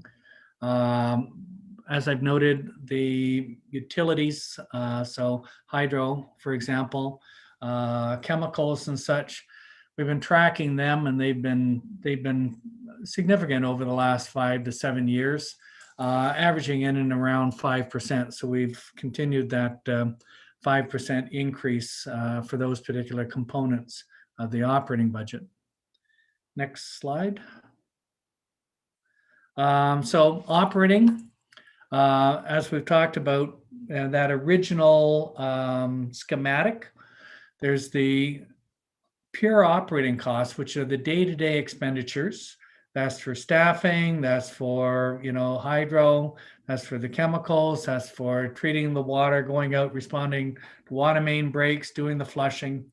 So there's the day-to-day costs, and then there's the capital related. And the capital related, as we've talked about, the existing debt charges, and then monies that we need to transfer into the reserve funds over time. So we kind of saw, I pointed out when we were looking at the reserves that there were monies that were coming in from the operating budget to feed the balances of the reserve fund. So there's these two different components. Just as an aside, with all the provincial changes in the asset management and such, it's the capital side that is growing significantly over the years. Historically, and I think one of the councillors pointed out, when you first built the new water system, most of the money was just day-to-day operating, and there wasn't any or next to no money being set aside for replacement and such. Now there's a heavy emphasis by the province on this side of the budget. If we go to the next slide, please. So you can see there's actually numerous lines that make up your operating budget, but we've summarized them at a little bit higher level. And you can see on the operating cost side, you've got the general operating costs, we've got the water distribution system, the treatment, the standpipe, capacity monitoring. So this is something you have to monitor and submit to the province as part of your licensing. And then this is the cost associated with the bulk water. And then you can see, and that totals up to about 355,000 in 2020, moving to about 370. And then by the time we hit the end of the forecast period, increasing to roughly about $440,000. The capital related is the one that I indicated has more of an impact on your budgets over time. So it's the capital related. So it's debt charges, transfers to reserve, etc. So you can see that a number of the lines there relate to debt. And we've broken the debt into growth related And you can see the first two lines are growth related, and we've shown principal and interest partially because when you do reporting to the province, we have to do some formatting for a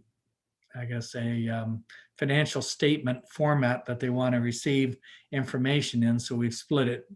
So you can see we've got the growth related, and that will be funded by growth. We'll be transferring money out of the reserve funds. I'll show you that in a minute to cover that amount. And then there's the rest of the debt, which is non-growth related. Okay, so that's the next two lines, the principal and interest, the $9,500 and the 14,300 on the 2020 column.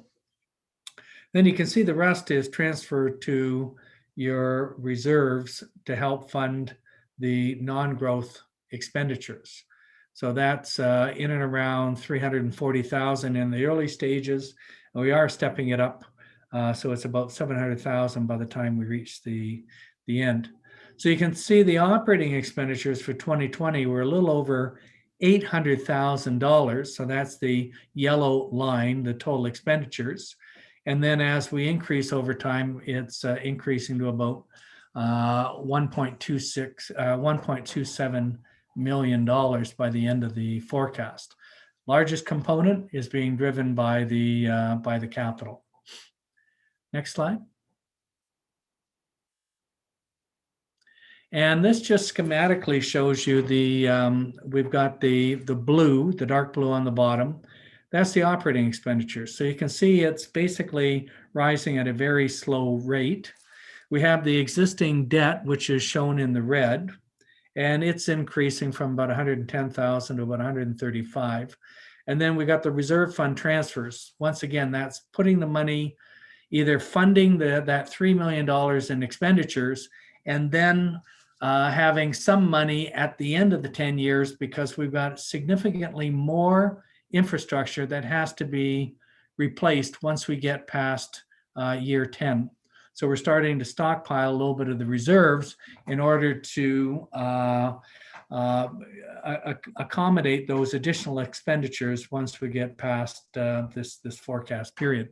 So you can see the most significant impact is that lighter blue, and that's the capital related side of things. Next slide.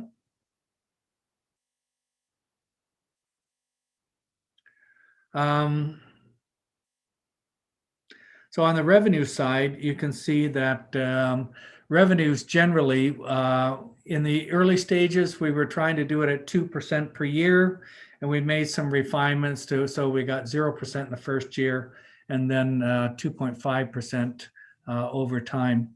2.25% of the rates increasing at that in order to balance off these expenditures. There's also miscellaneous revenue. So there is a small grant that comes in from the province for operating. We have rent revenue and different types of turn on, turn off charges, user fees, etc. And then, as I've noted, we're transferring in the growth related debt charges. That money is coming from the DC reserve. Next slide. And if we take a look here, you can see this is this does not include your rates, your water rate revenue or the base charge revenue.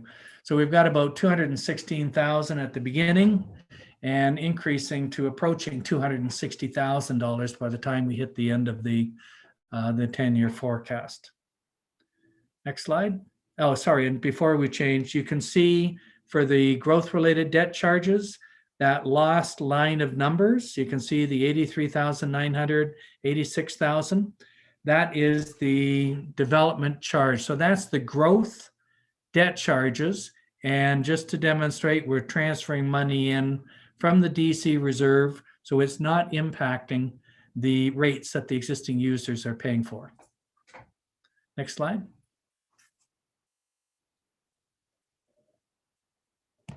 That leaves us with 806,000. I'm using the 2020 line. Well, maybe I'll use the 2021. So the total of the two different components of the operating budget totals $840,000. if we subtract 212,000, which is the miscellaneous revenues, including the transfers from the DC reserves, you can see that there's a $600 and almost $28,000 that has to be recovered both from your base charge revenue, that fixed amount on your water bill, and then the amount you use as it's tracked through the water meter. So that's what we need to calculate, is what's the revenue increase to accommodate that. And on the next slide,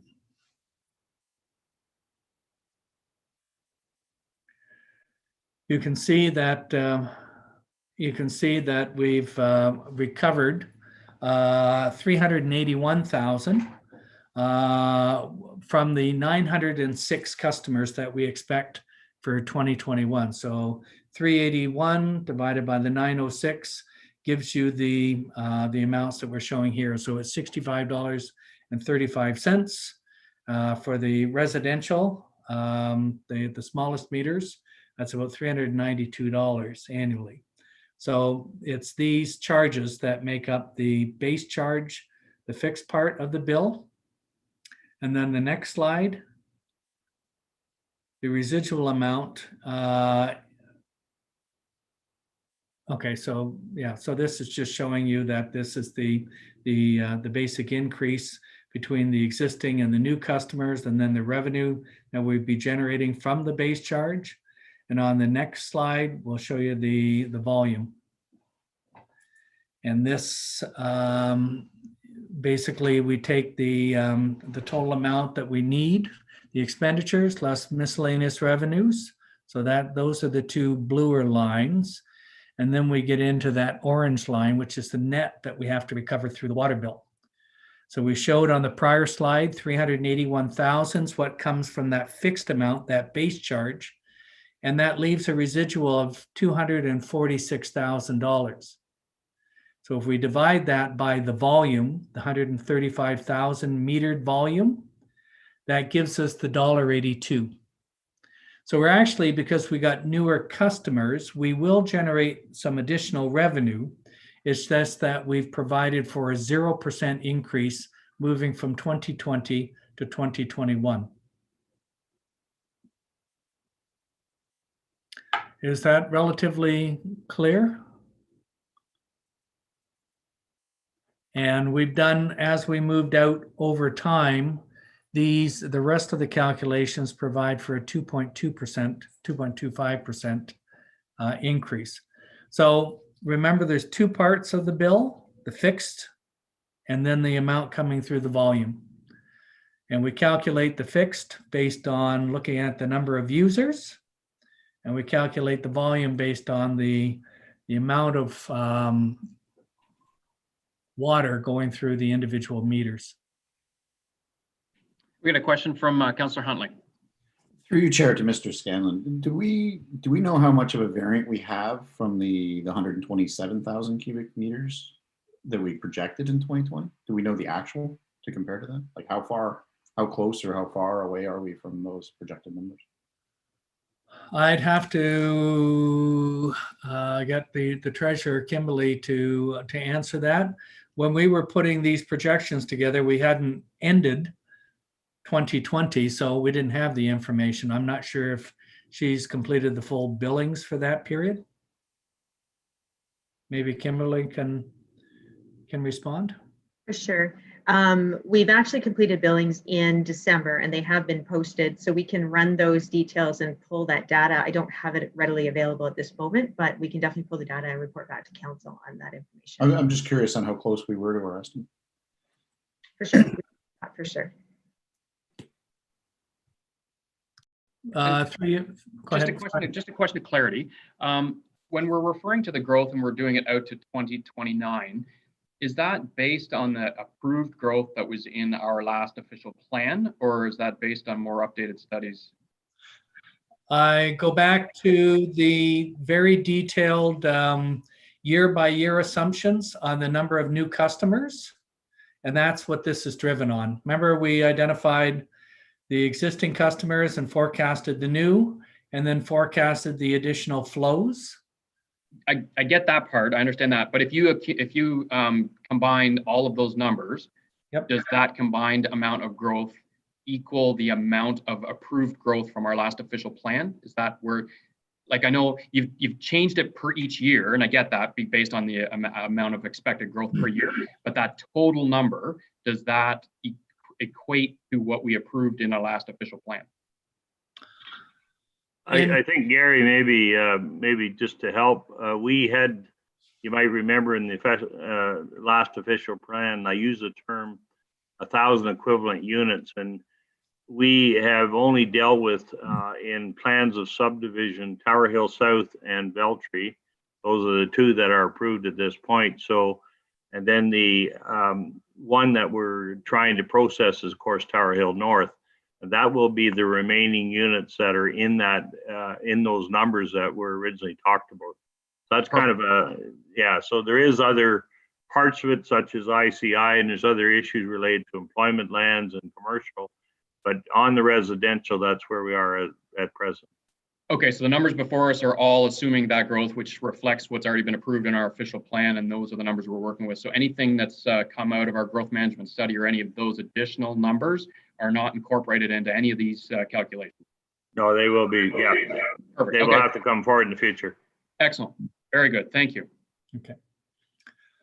And through you, Mr. Mayor, what I'd like to point out is right now, what we've provided for you is a trend line on the rates. Obviously, there's a number of assumptions that, as we've gone through, that are in here, the amount of growth that occurs from year to year, as well as the expenditures when they're needed, et cetera. So this is a trend line. Any significant variation from one year to the next may cause a change in the particular rates. So we've given you a trend line, but it's something that should be double checked every year when you're going through the budget process. And if adjustments are needed in the actual calculated rates, they should be made in that particular year. So then you don't get out of alignment with your actual budgeted expenditures and growth versus your rates. Okay. Next slide, please, Cindy. Wastewater, very similar assumptions. So we've looked at the inflationary impacts, the exact same assumptions. Next slide, please. The breakdown of the types of expenditures that are included, basically exactly the same as for water, but are obviously targeted towards wastewater. So different type of processes, different types of chemicals and such, but really the same elements that make up the day-to-day operating expenditures versus those capital related costs. Next slide. And then similar to what we presented before, you can see that we have the day-to-day operating. You can see that that's a sizable number. $687,000 was the 2020, with a forecast of going to 705 for 2021, and then indexing there. And by the time we hit 2029, that green line takes us to 824,000. On the capital related, you can see we've broken the debt. We've got growth related, which once again will be funded from development charge reserve transfers. Then we have the non-growth related, which is the existing residence costs. And then we have the transfers to reserves. So generally that line goes from about 774,000 and basically doubles over the 10-year planning horizon. And at the end, we end up with a total expenditure going from about 1.5 million to about 2.3. And the next slide would give us the graph. And you can see the blue lines moving basically at or marginally above inflation. We have the capital related existing debt. There are some increased payments over time. And then the largest amount is the reserve fund transfers. That's in the green. Next slide.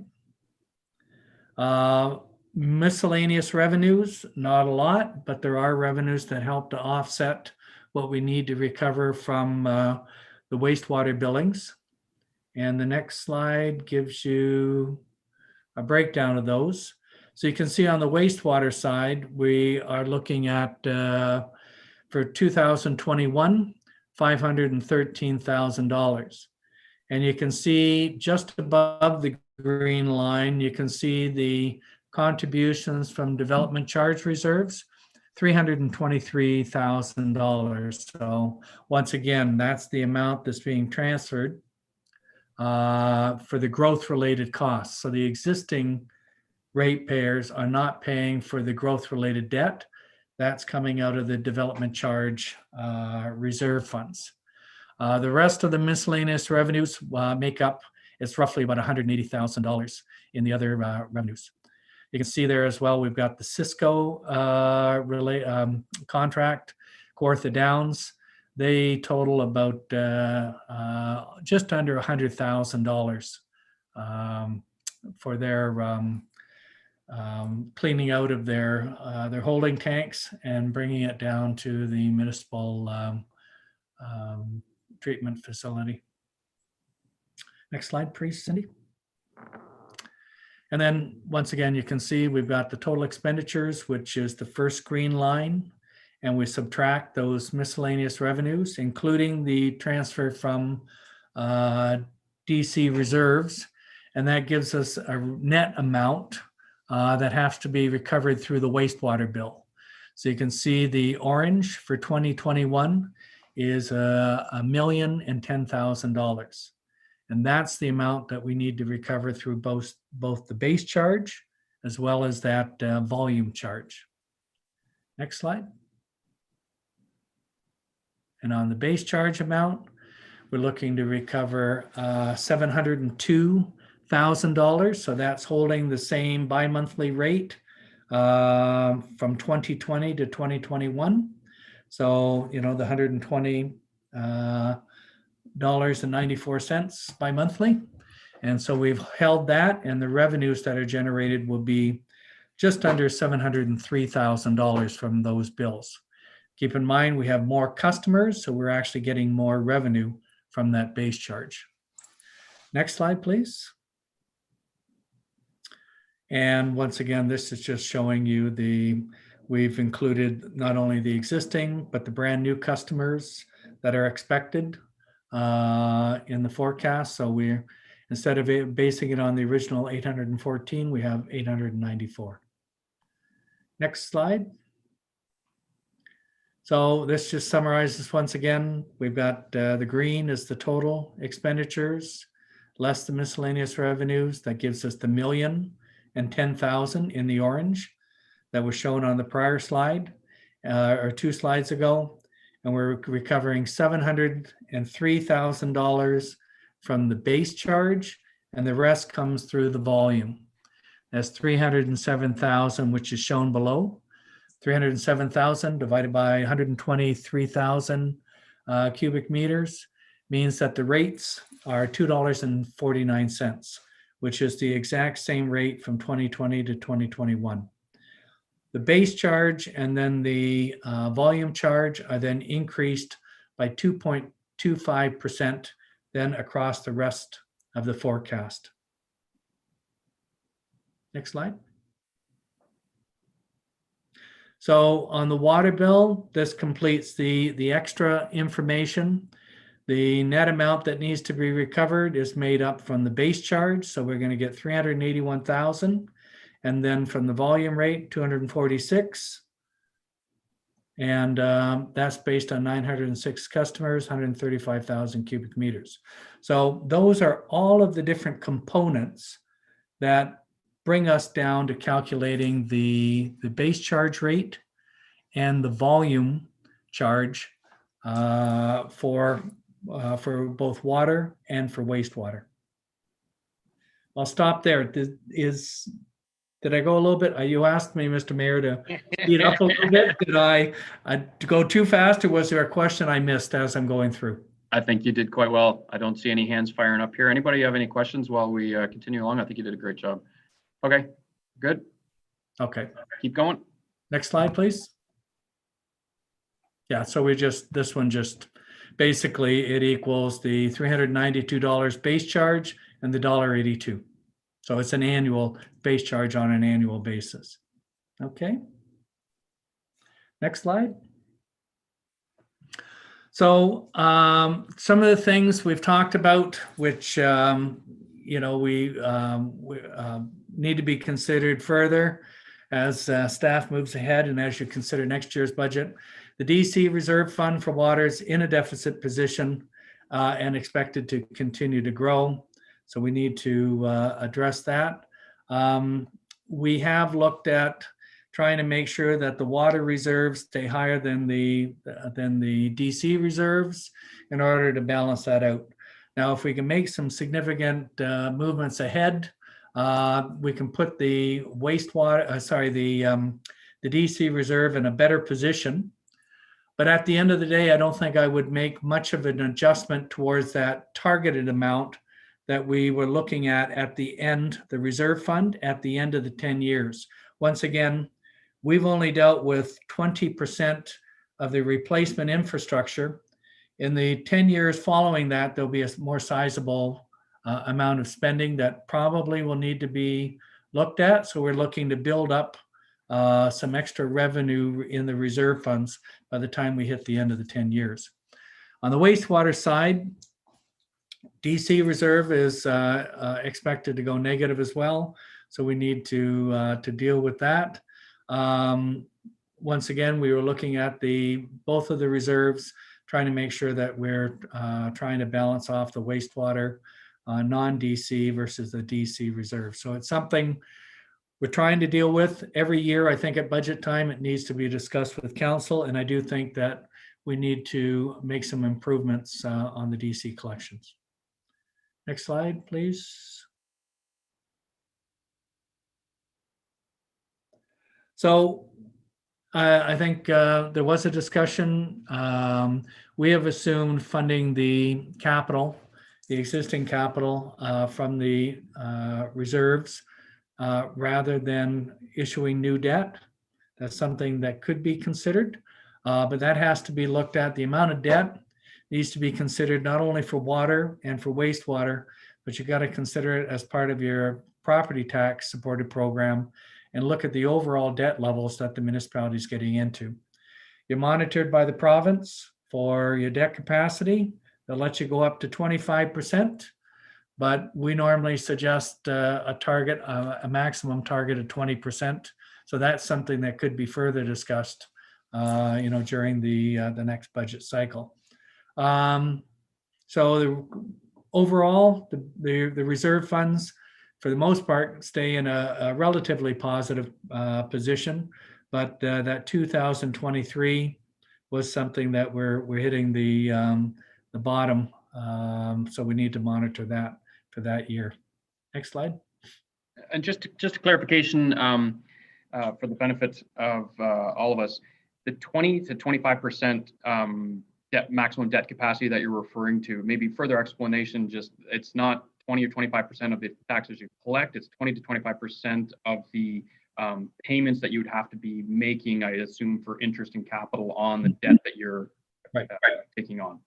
It's just like, Mr. Mayor, when you go to get a mortgage, that the bank says, I don't want to see more than 25% of your household income going towards those principal and interest payments. And the province has the exact same rules. Not more than 25% of your own revenues, which doesn't include any operating grants. They're subtracted. So it's your total own revenues. They won't allow you to go past 20%, 25%. So if you can think of it from household income, it's the same type of rules that the province has put in place. And Ms. Pope has popped right online here to give us more information relative to our situation.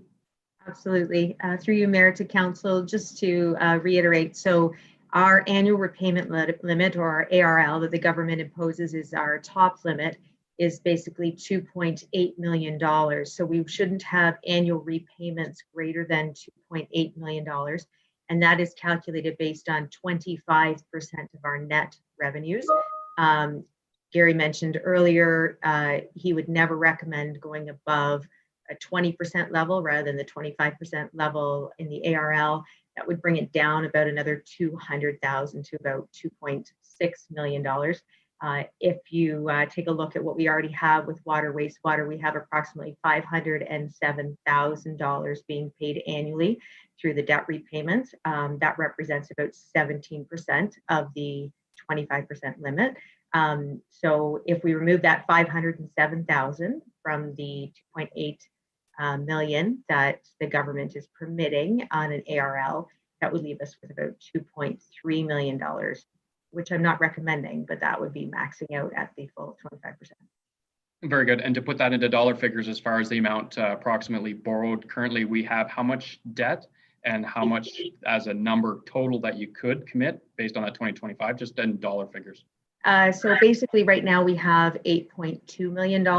That's in our, actually in debt between the three debentures that we currently have. Because the annual amount of repayment is dependent upon the term, whether you take a 5, 10, 20, 30-year payment. So it's a bit more difficult, but it's, 20 million plus, but it depends. You're looking at the debenture for that period of time. I know Gary has a slide in the presentation that does speak to that. I'm not sure how close you are there, Gary, but just to give a little bit more information, but it would really depend on the terms. If you can just consider the longer term, of course, the lesser payment annually, and therefore you're using up less of your ARL. If you're looking for a shorter term, 5 years or so, then obviously that increases your repayment each year significantly and would use up more of your balance. So a bit of a balancing act, but does that answer the question, Mayor?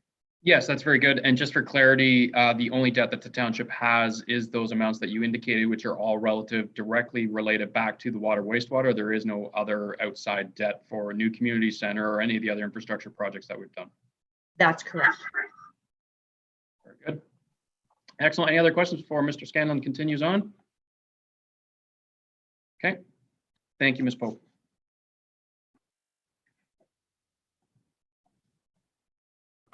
I am getting nearer to the end, so I'll just continue there. The next two slides, we just wanted to demonstrate with everything we've presented, very simply. You can see on the very bottom, the assumptions, the 0% increase for 2021, and then every year thereafter, both the base charge and the volume charge increase at 2.25%. And we've color coded so you can see where these are related. So the purple, you can see if we go up higher in the table, there's the annual base charge. So for 2020, the fixed portion of your water bill is $392. If you are that average 140 cubic meters a year consumption, then times the $1.82, you would be paying, you can see in the orange, the annual volume bill is $254. And if you add the two of them together, the blue is $646.90. Okay, so your bill is made up of the fixed, plus what you use through your meter, the volume, and the combined bill at 140 cubic meters, which is the average that we see in Millbrook. It'd be a $646.90 water bill. Is that fairly straightforward? Okay. Next slide just gives you the same information, but for the wastewater bill. Same colors, the purple represents your fixed bill. So for 2021, it's a 0% increase. It's $725.64 as the fixed. Excuse me. The orange is the volume. So $2.49 times 140 cubic meters means you'll be paying the variable, the volume related part, at $348. And a combined bill, which is the green, at $1,074. And if you look below, the colors correspond to the upper part, and everything's moving at 0% increase for 2021, and then 2.25% each and every year across the 10 years. The last couple of slides look to represent your charges relative to others. So we've picked up others in the county, and then we've picked up some of them relatively close by outside of the county. Relatively close by is a figure of speech, but just outside the county. And you can see at your bill at $647. Once again, we've calculated everybody here based on 140 cubic meters. So it's an apples to apples comparison.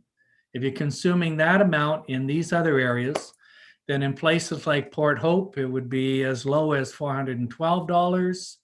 As you move across, you can see that you're very close to Asphodel, Norwood, and that's in the Trent View system. They're $649. And if you go to Kawartha Lakes, they're at $754. Hamilton Township, $767. And you can see in Otonabee, so in the Keene Heights area, they're just under $2,200 for their water bill. So that's water only. I'd note that Otonabee has two different servicing areas. There's an area that is connected to Peterborough. So the third to the right, third from the right, you can see they pay the same bill as Peterborough. But this is the other area, the municipal run system in Keene Heights. Next slide will show you the wastewater. Now you can see that wastewater charges are somewhat different across the spectrum. You can see that you're at the higher end, but you're slightly higher than Otonabee in the Burnham Meadows area, about $200 higher than Trent Hills, and then so on and so on. If we combine the two of them, so we have a combined bill, you can see the impacts here. The red, the blue is your water bill, the green is the wastewater bill. So when you look at the higher bills, you can see that the key driver with yourself is the wastewater side. It's higher than the water is actually at the lower end, and the wastewater is at the high end.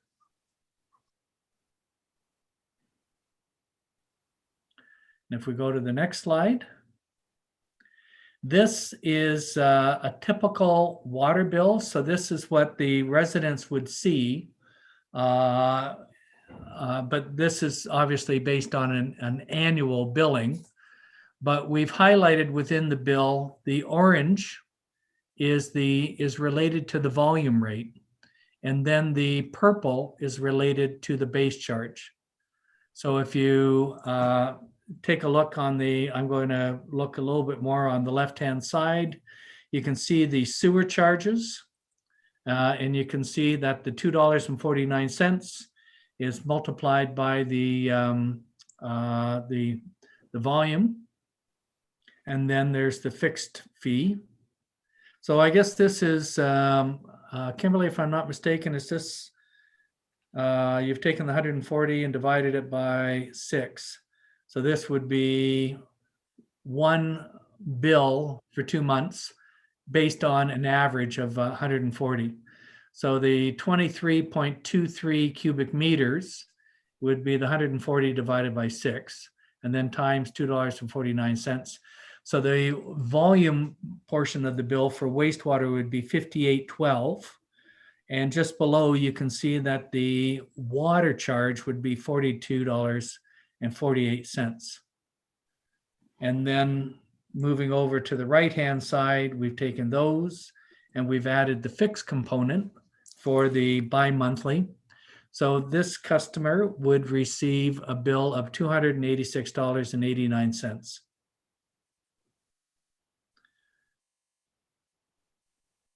Any questions on how to read the water bill and how this relates to our prior slides? Okay. Next slide, please, Cindy.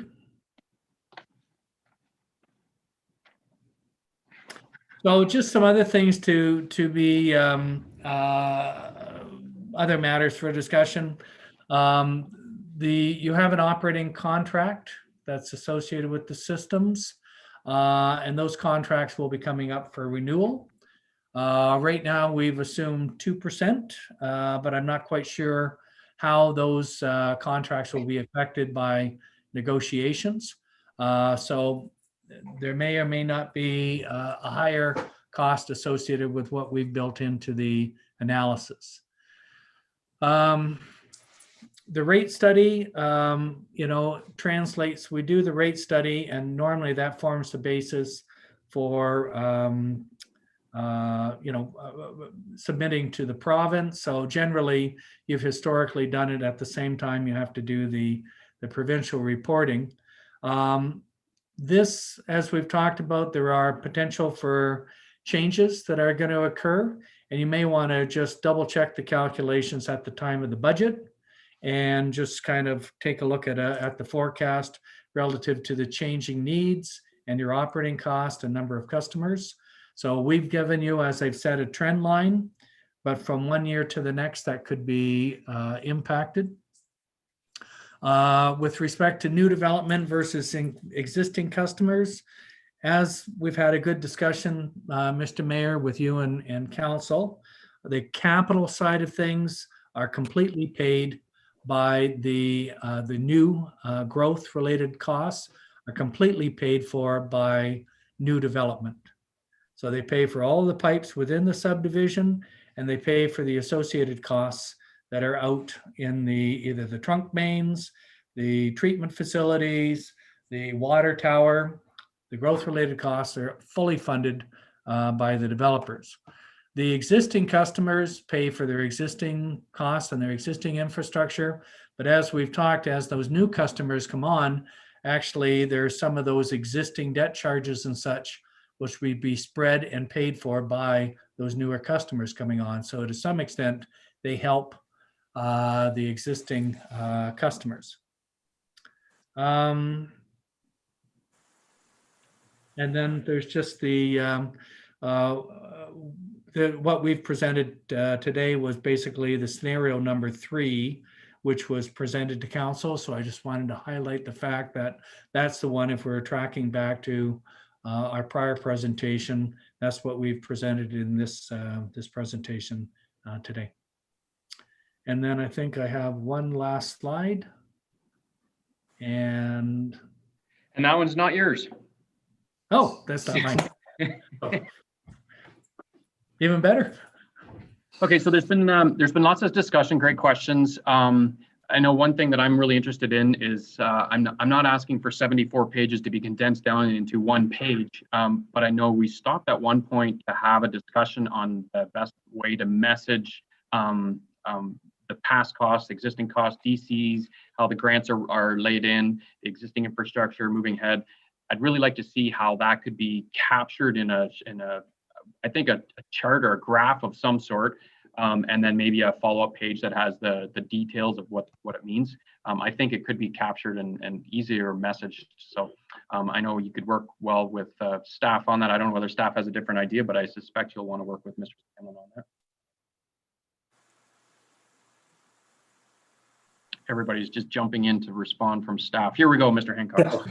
I think, Mr. Mayor, there's a couple of points. One, we certainly will work with Gary to put together what we can, and we have a group that involves Councillor Huntley and the Deputy Mayor that we're also working on messaging. So we will be calling a meeting with that group with staff and see if we have some ideas that we can put into play that we might be able to put out on Facebook, or we might be able to get the message out there. So I think both are good options, and we'll follow up. Perfect, excellent. Any other questions, comments from other members of council? Deputy Mayor Graham, go ahead. Thanks, and through you. Thanks for all the work, Gary. It's obviously very in-depth, and to Daryl as well.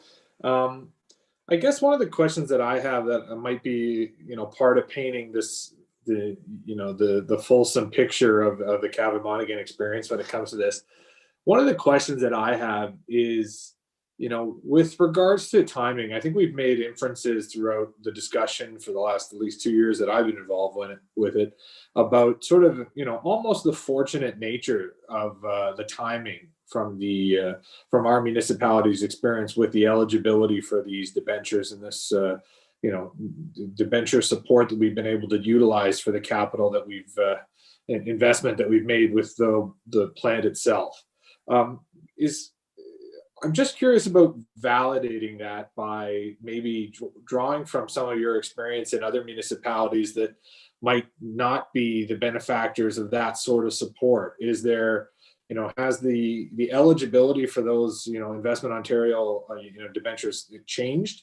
And if so, what are the experiences of maybe similar or close to municipalities like ours? And how is that struggle being handled? I think I'm just curious from your expertise and work in the marketplace, if that can be a helpful comparator for us to use in this communication moving forward.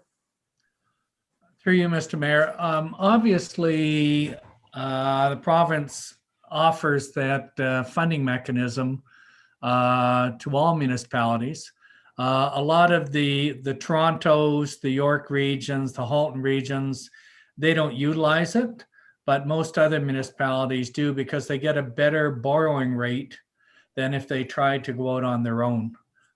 So the province, it's a great assistance to many of those, let's say outside the GTA or outside of Ottawa or London.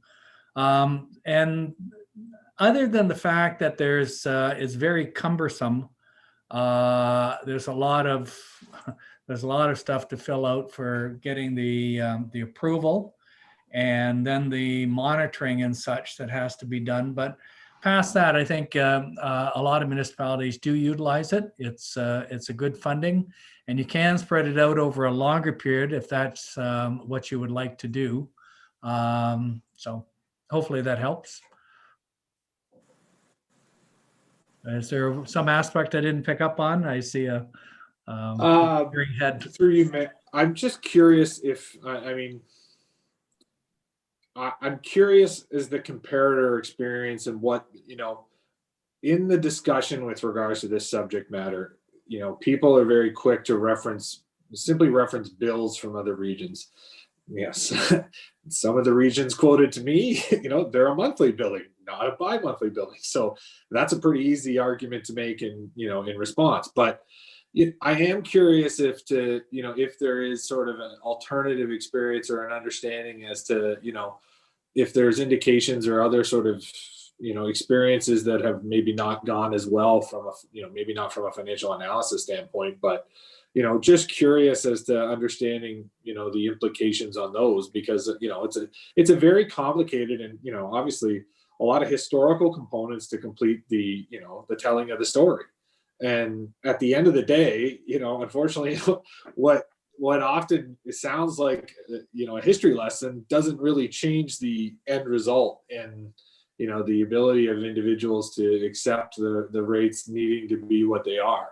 And obviously, when you go through a lot of the financials you see here, like what they are and what they need to be, are headed in one direction. And the only, answer to supporting the sustainability or potentially somewhat improving the sustainability is growth.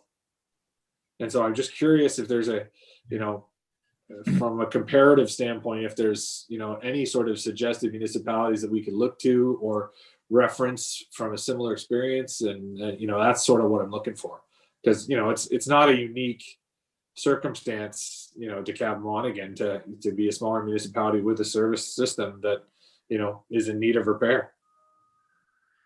Okay, I think I'm catching the drift. So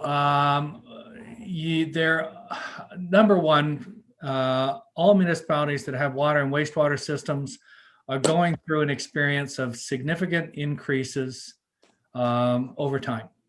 And that's highly driven by the capital nature. Water and wastewater are very capital intensive.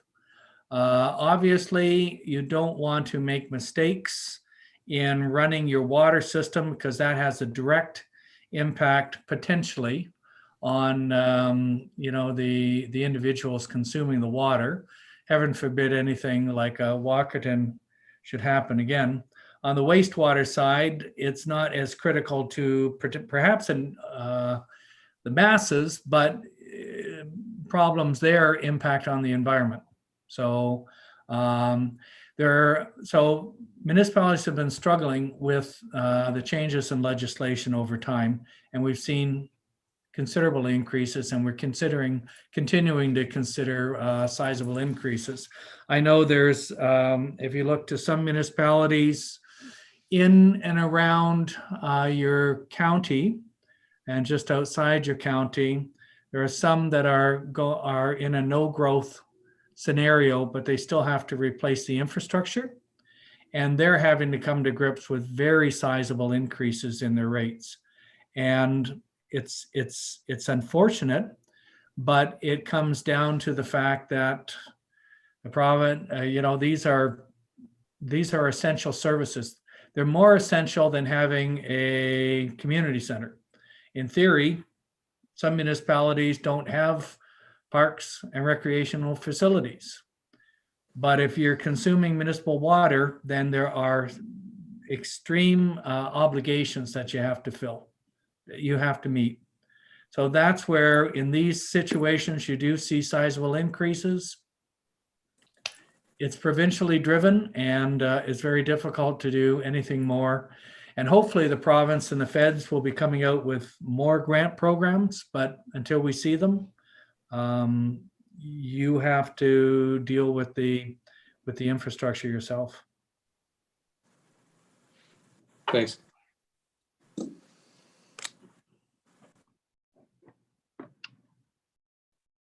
Anything else? Any other questions? Okay, very good. All right, then I will move along. Then just a motion then to receive that presentation. Deputy Mayor Graham, Councillor Huntley, Madam Clerk, recorded vote.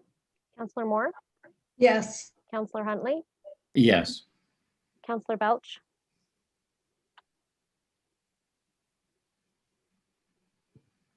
You're muted, Councillor Belch.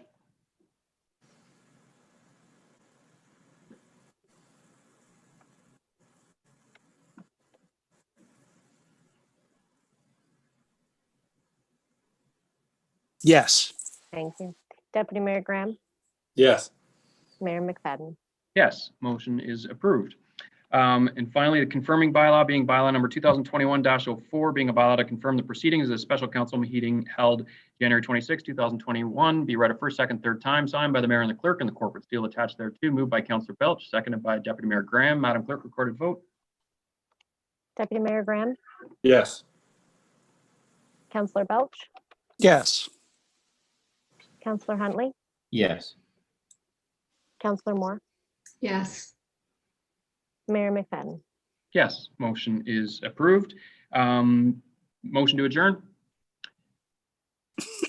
Councillor Huntley and Deputy Mayor Graham, or sorry, Councillor Huntley and Councillor Moore.